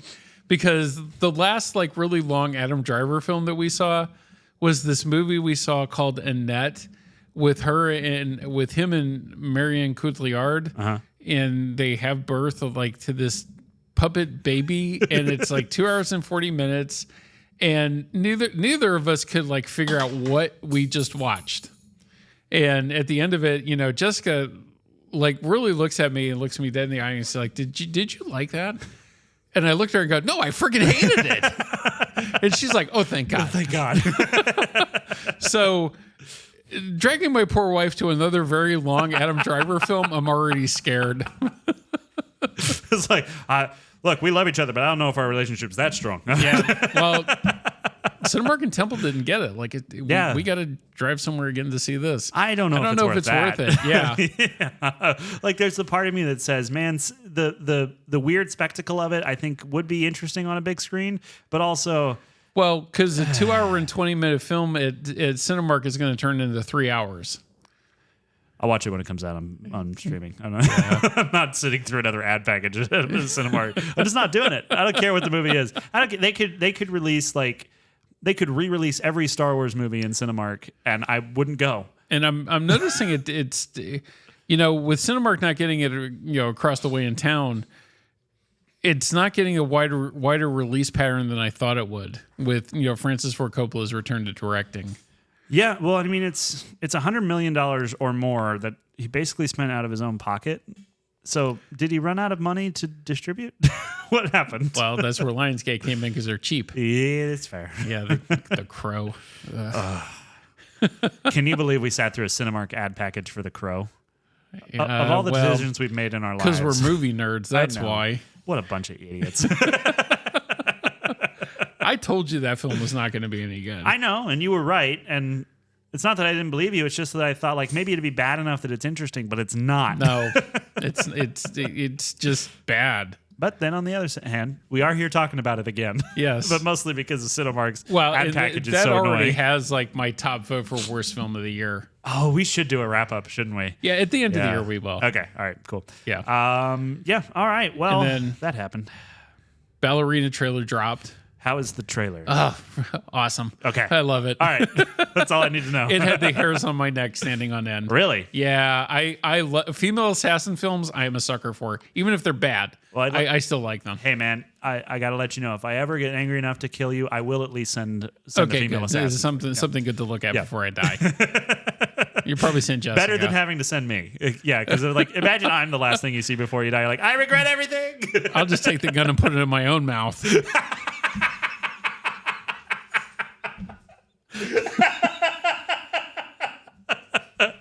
Nobody 2 wrapped filming.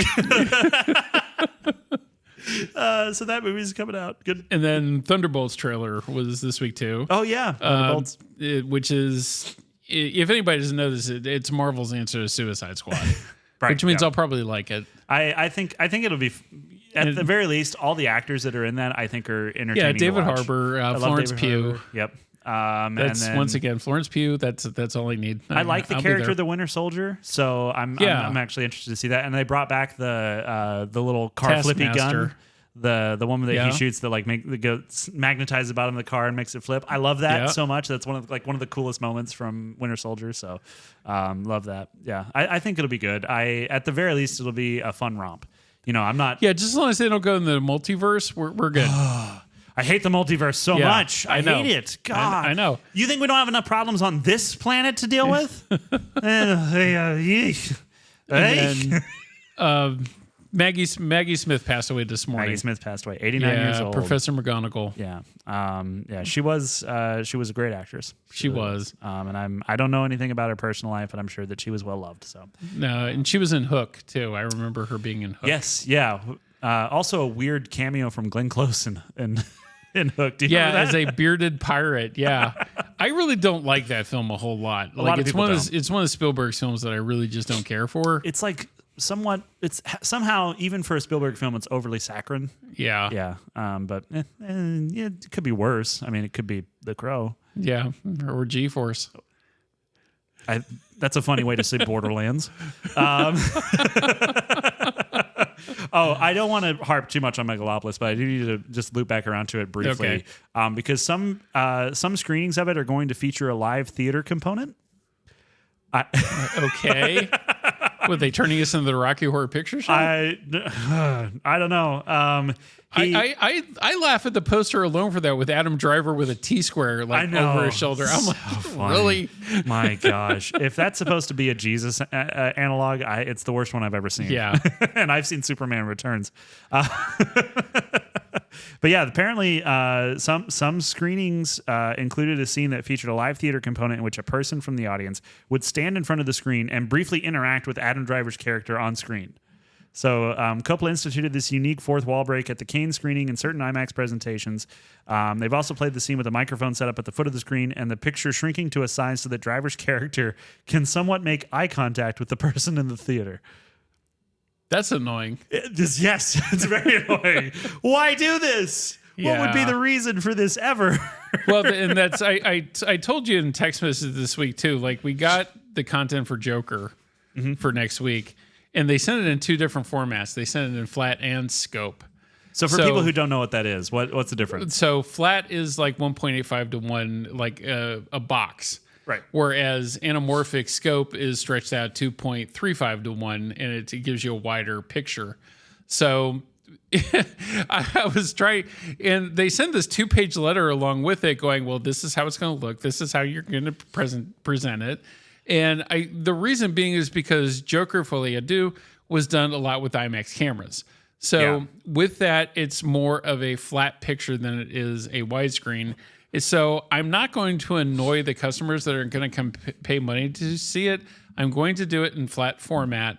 That way it doesn't go back and forth, back and forth, back and forth. That gets really taxing on the eyes. It doesn't bother me most of the time with that, but we talked about this briefly, I think, last week. Transformers The Last Night, the whole end battle scene is switched, not just between 2 formats, which I can understand, but between 3. Oh, and you said Gemini Man did that too. Well, Gemini Man had the super high frame rate. Oh, okay. But yeah, Transformers The Last Night, it was the first movie I remember seeing the change in aspect ratio and going, stop it! Cut it out! I fell asleep when I saw it at a drive-in. I envy you. I envy you, one, for not having to see that whole thing, and two, for being able to sleep. Like, what a freaking mess. And there's a reason. Look, I think it was to try and get fired, and good on him. He worked, because personally, I would fight Michael Bay in fisticuffs just over that movie. Like, how dare you do that to me? But then this last Transformers 1 movie, the animated one, Drew and I really liked it. Oh, yeah. You know what? That was the fourth one I said we were going to talk about real quick. So do you want to just briefly give your spoiler-free on that one? Yeah. It's a good film. It's the origin story of Optimus Prime and... Who's the bad guy in the Transformers universe? Oh, God, we're going to get letters. Megatron. Megalopolis. Yes. So, like, when they were friends and, like, how they come up and rise against... I can't remember the prime bad guy in this that they go against to take him down. And how they end up being divided as mortal enemies. It's a good story. It's good to see. 3D on it was pretty cool. Not as good as Wild Robot, though. Oh, really? Yeah. It's funny, because this is the one I was like, actually, I think it might be fun in 3D. Yeah, Wild Robot was better. Okay. But the story to it and everything was really cool, and it's definitely better than like the last couple of live-action Transformers films. It's a low bar, but a bar nonetheless. Right. But definitely, it's worth seeing. I thought it was cool. If I had my notes already worked out for today before we started, I was going to duck into a theater and see if I could see it, so we could do that. You had plenty of time. No, I was writing all my notes, and it takes me a while to think, because you don't have your book though today. I'm doing it on the computer now. I used to do it all by hand because it felt better, but now I'm just like, I don't have time. I'm trying to survive. I don't know. Like, if I spend too much time writing these notes by hand, I'm going to forget half the movie.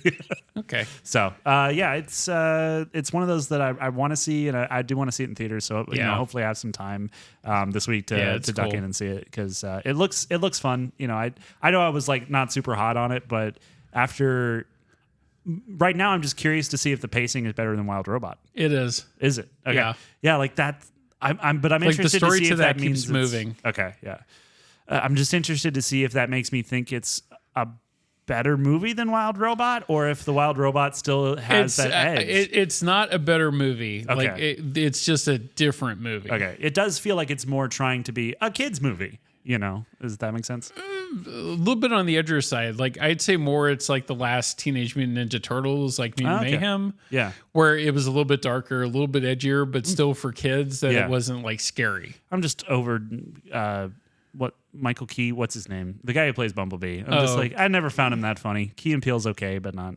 He's got some good lines in that. Okay. And Scarlett Johansson's character in this is pretty cool too. Okay, yeah. I mean, I like the voice cast, you know, for the most part. Like, I'm not to be too mean to Mr. Key. He has some great stuff. He's just not my like main like. Oh, I think he's hilarious. You know. Yeah. No, I'm the same way, but yeah, it's definitely worth a watch. Okay. Well, you heard it here, folks. Go see Transformers 1. And then, do you think they'll call the next one Transformers 2, TWO, or do you think they'll do something like... I don't know. It's not doing that well. So I don't know if they're going to go with another one of these or not. Actually, you know what? I'm interested to see what the box office return has been on that, because it like, I think it was still behind Beetlejuice, and it was here. It was solidly our number 2 film last week. Beetlejuice was still number 1, which I don't know how... That's still like it's the next Twisters, but at least this is better. At least Beetlejuice is better than Twisters, in my opinion. So Transformers 1, I'm looking on the Wikipedia page because I'm old and that's what old people do. The box office for it so far is $43 million, which is not great for 2 weeks out. No, 3 weeks out. No, just two. This is going to be the second week. Okay. The budget. It says anywhere between 75 and 147 million. Well, so it's on track to make its money back. Maybe, but 43. I feel like it should be up to. So then you got to add another like 25 million for marketing and all that stuff too. So that's a question, because the rule of thumb has always been double whatever the budget is to add the marketing on. Yeah. But then recently, I forget who it was, but someone was speaking to a director and said that it's actually more like 4 times. Oh, the really? Amount. If you look at the budget, the break even is 4 times the amount of the budget at this point. So what we're doing, like. Last Saturday, we gave away limited edition mini posters for everybody that had a ticket for Transformers. Oh, yeah. This weekend, we're going to have another one. It's going to be different than the one last week. And then just got word from Paramount. So the third week that we have this, if it lasts that long, is going to be keychains. Oh, cool. Yeah. So I still have keychains from Transformers 4 for some reason in my house. I still have one from Quantum of Solace. Now that is a mark of shame. How dare you? No, Quantum of Solace is fine. It's just like you can tell it's a victim of the writing. It's one of the weaker of the Daniel Craig. Like just because the bad guy in that is not intimidating. It just kind of ends. Yeah, like that was my main thing with it because I finally went back and watched through. I had seen Casino Royale and then I saw Skyfall and was just like, I was not hot on Skyfall when I saw it. I liked Skyfall. Everyone loved Skyfall. Yeah, I actually me too. There's an actor who his sister was one of my modeling coaches when I was doing modeling. I used to be pretty, and there was you skipped Spectre then too. I have not seen Spectre yet. Okay. Now, I do want to say for Skyfall, Roger Deakins firing on all cylinders, incredible cinematography, just like always. Roger Deakins is incredible, and I will never live up to that standard, but I want to. But and you've seen No Time to Die, right? No. I haven't seen No Time to Die yet because I haven't seen Spectre. I was like, well, I think there's through lines, right? So I should probably... Well, the Daniel Craig ones for the James Bond are the only ones that have a running story throughout all of them. Right, yeah. Which is much different than the James Bond films of the past, but they're all really good. Quantum of Solace is the weakest one, but it's still really good as compared to other films. Casino Royale, I love so much, I watched it twice in one day. Yeah. So I like that. No Time to Die, I was in tears because that film is just so incredibly well done. Really? Yeah. Wow. I love that film. I love the story to it. It's one of the best James Bond films ever. I got to get to him. The list is so long. Yeah, I know. The list is so long, and I have to provide for a family. We're going to take one off of that list, Sim, with Texas Chainsaw Massacre. Yes, yeah. So when does that hit for the first week? October 1st and 2nd. We have, I think, 7:45 shows. Sweet. Tickets are $4. And then it's every weekend in October. Yeah, the only problem I ran into, like next weekend with Joker, and then we got a UFC fight that Saturday, I could only get one late show Friday. Okay. I can't get one in on Saturday because just there was not enough time unless I ran into midnight and nobody would show up for me. Right. But the week after that. Week after that, it's going to be Friday and Saturday, anywhere between like 9:30 and 10:30. Sweet. Awesome. Well, come check that out if you haven't seen Texas Chainsaw Massacre, or even if you have. 50th anniversary. 50 years of running around in Texas with a chainsaw. Yeah. Now that's a legacy you can look back on and be proud as a man. I love that horror film. I really do. Let's see. There was that was all the news that I pulled up. I honestly, like, we could talk about how The Last of Us Season 2 trailer is coming. We could talk about Alien Romulus is coming out in October for digital release, but not on physical media until December. That would be interesting, but why mention it? So it's going to be a good Christmas gift for people. It would be for me.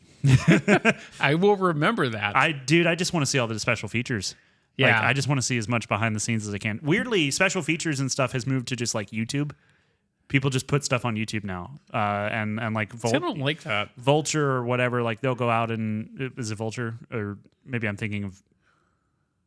I don't know. These media companies go and do like behind the scenes interviews and stuff. Like I watched a interview with the guy who was the cinematographer on Alien Romulus, and he talked about it and stuff. So like I've already gotten a little bit of that fix, but I'd love more of it. But yeah, there's and then I got to plug this for you too.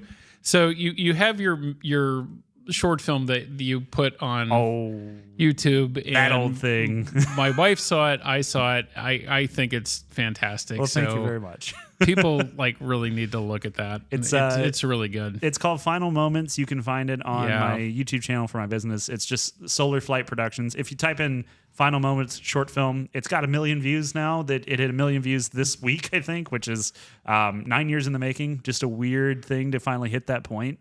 It was such a, for it to have resonated with people that much as a creative, especially, looking at it and going like, I had no idea what I was doing when I made that one. It was the beginning of my film career. And for that to reach that. You should be very proud of that. It feels weird to me, but I am. Like, good. It's incredible to know that more than just your inner circle cares about something you made, and then it's connected with people. I do want to say though, most of the credit or most of the comments on it are just people going like, "Why are you crying, you little stupid tiny weak?" I would just drink a beer and sit on the front porch and say "Sayonara, world," and then smoke a cigarette. And it's like, okay, that's Texas for you. So no, I think it's coming from everywhere else. Oh, okay. Man, this is sorry. It's the kind of thing that's come from like it's just people acting tough. Yeah. And because it's on YouTube, it's like it's not Texas specific. It's just people. Yeah. So, but it is funny to read through the comments. Go read through the comments because there was one time, I can't remember where it is. It's buried at this point. But if you find it, there's one comment where I made fun of a guy for that because I was bored. I had time. Okay. So last thing before we go, release schedule for Grand Avenue. Yes. Excuse me. So we got that worked out this week with Rob, and Saturday night not coming here. I'm a little upset about that. So next week, Joker Folie à Deux, 2 screens, okay. And then Whitebird, A Wonder Story with Helen Mirren, which I think, honestly, I kind of want to watch that more for the podcast than I do Joker. I do too, but Joker's going to get us that sweet search engine optimization. It will, but yeah, and Joker I do want to see too. Don't get me wrong. Yeah. Week after that, with Saturday night not coming out, we're going to be playing Average Joe for a week. That's right. Yeah. And then also, this is a good one for us. I booked an anime, My Hero Academia. You're next. So I have dubbed. How dare you? You're next. How about that? I have dub and sub versions that are available online. Tickets are on sale. Sweet. Week after that is going to be Smile 2. That's right. And tickets go on sale Monday. Okay. And then at the end of the month is going to be Venom 3. Tickets go on sale October 1st. Now that's going to be fun. Yeah. I'm looking forward to shutting my brain off and watching Tom Hardy talk to himself. I was surprised at the runtime. How long is it? It's an hour 50. Really? I thought it'd be like over 2 hours. Me too. Yeah, so it's short. Good. That probably is for the best. Yeah, probably is. I actually am kind of excited for it. Huh. Interesting. Yeah. I just want to turn my brain off and enjoy it. That's all. Yeah. For sure. Not like watching Tom Hardy, so it's going to be good. I can't understand a dang thing the man has said since 2012, but I do like watching him. Okay. So, alrighty. Well, thanks everyone for listening. We appreciate you so much. Yes, we really do. Thank you. If you'd like to help out the show, if you enjoy it, we're not asking for money. Unless you got some. But if you could leave a review on iTunes, that 5-star review means everything for them pushing us in the algorithms and stuff. And then you can find us online at Facebook and Instagram at Grand Review Pod, and let us know what you thought of all these movies. If you've seen Wolves, let us know what you thought. Let us hear the voice of the people, if you will, since I'm a communist this week, apparently. I did that just to get you going, and it was well worth it, let me tell you. But yeah, you can find us on there. And that's pretty much it for us this week. And I guess that means that we won't see you here anymore, but we will see you at the movies. Bye-bye, everybody. Bye, y'all.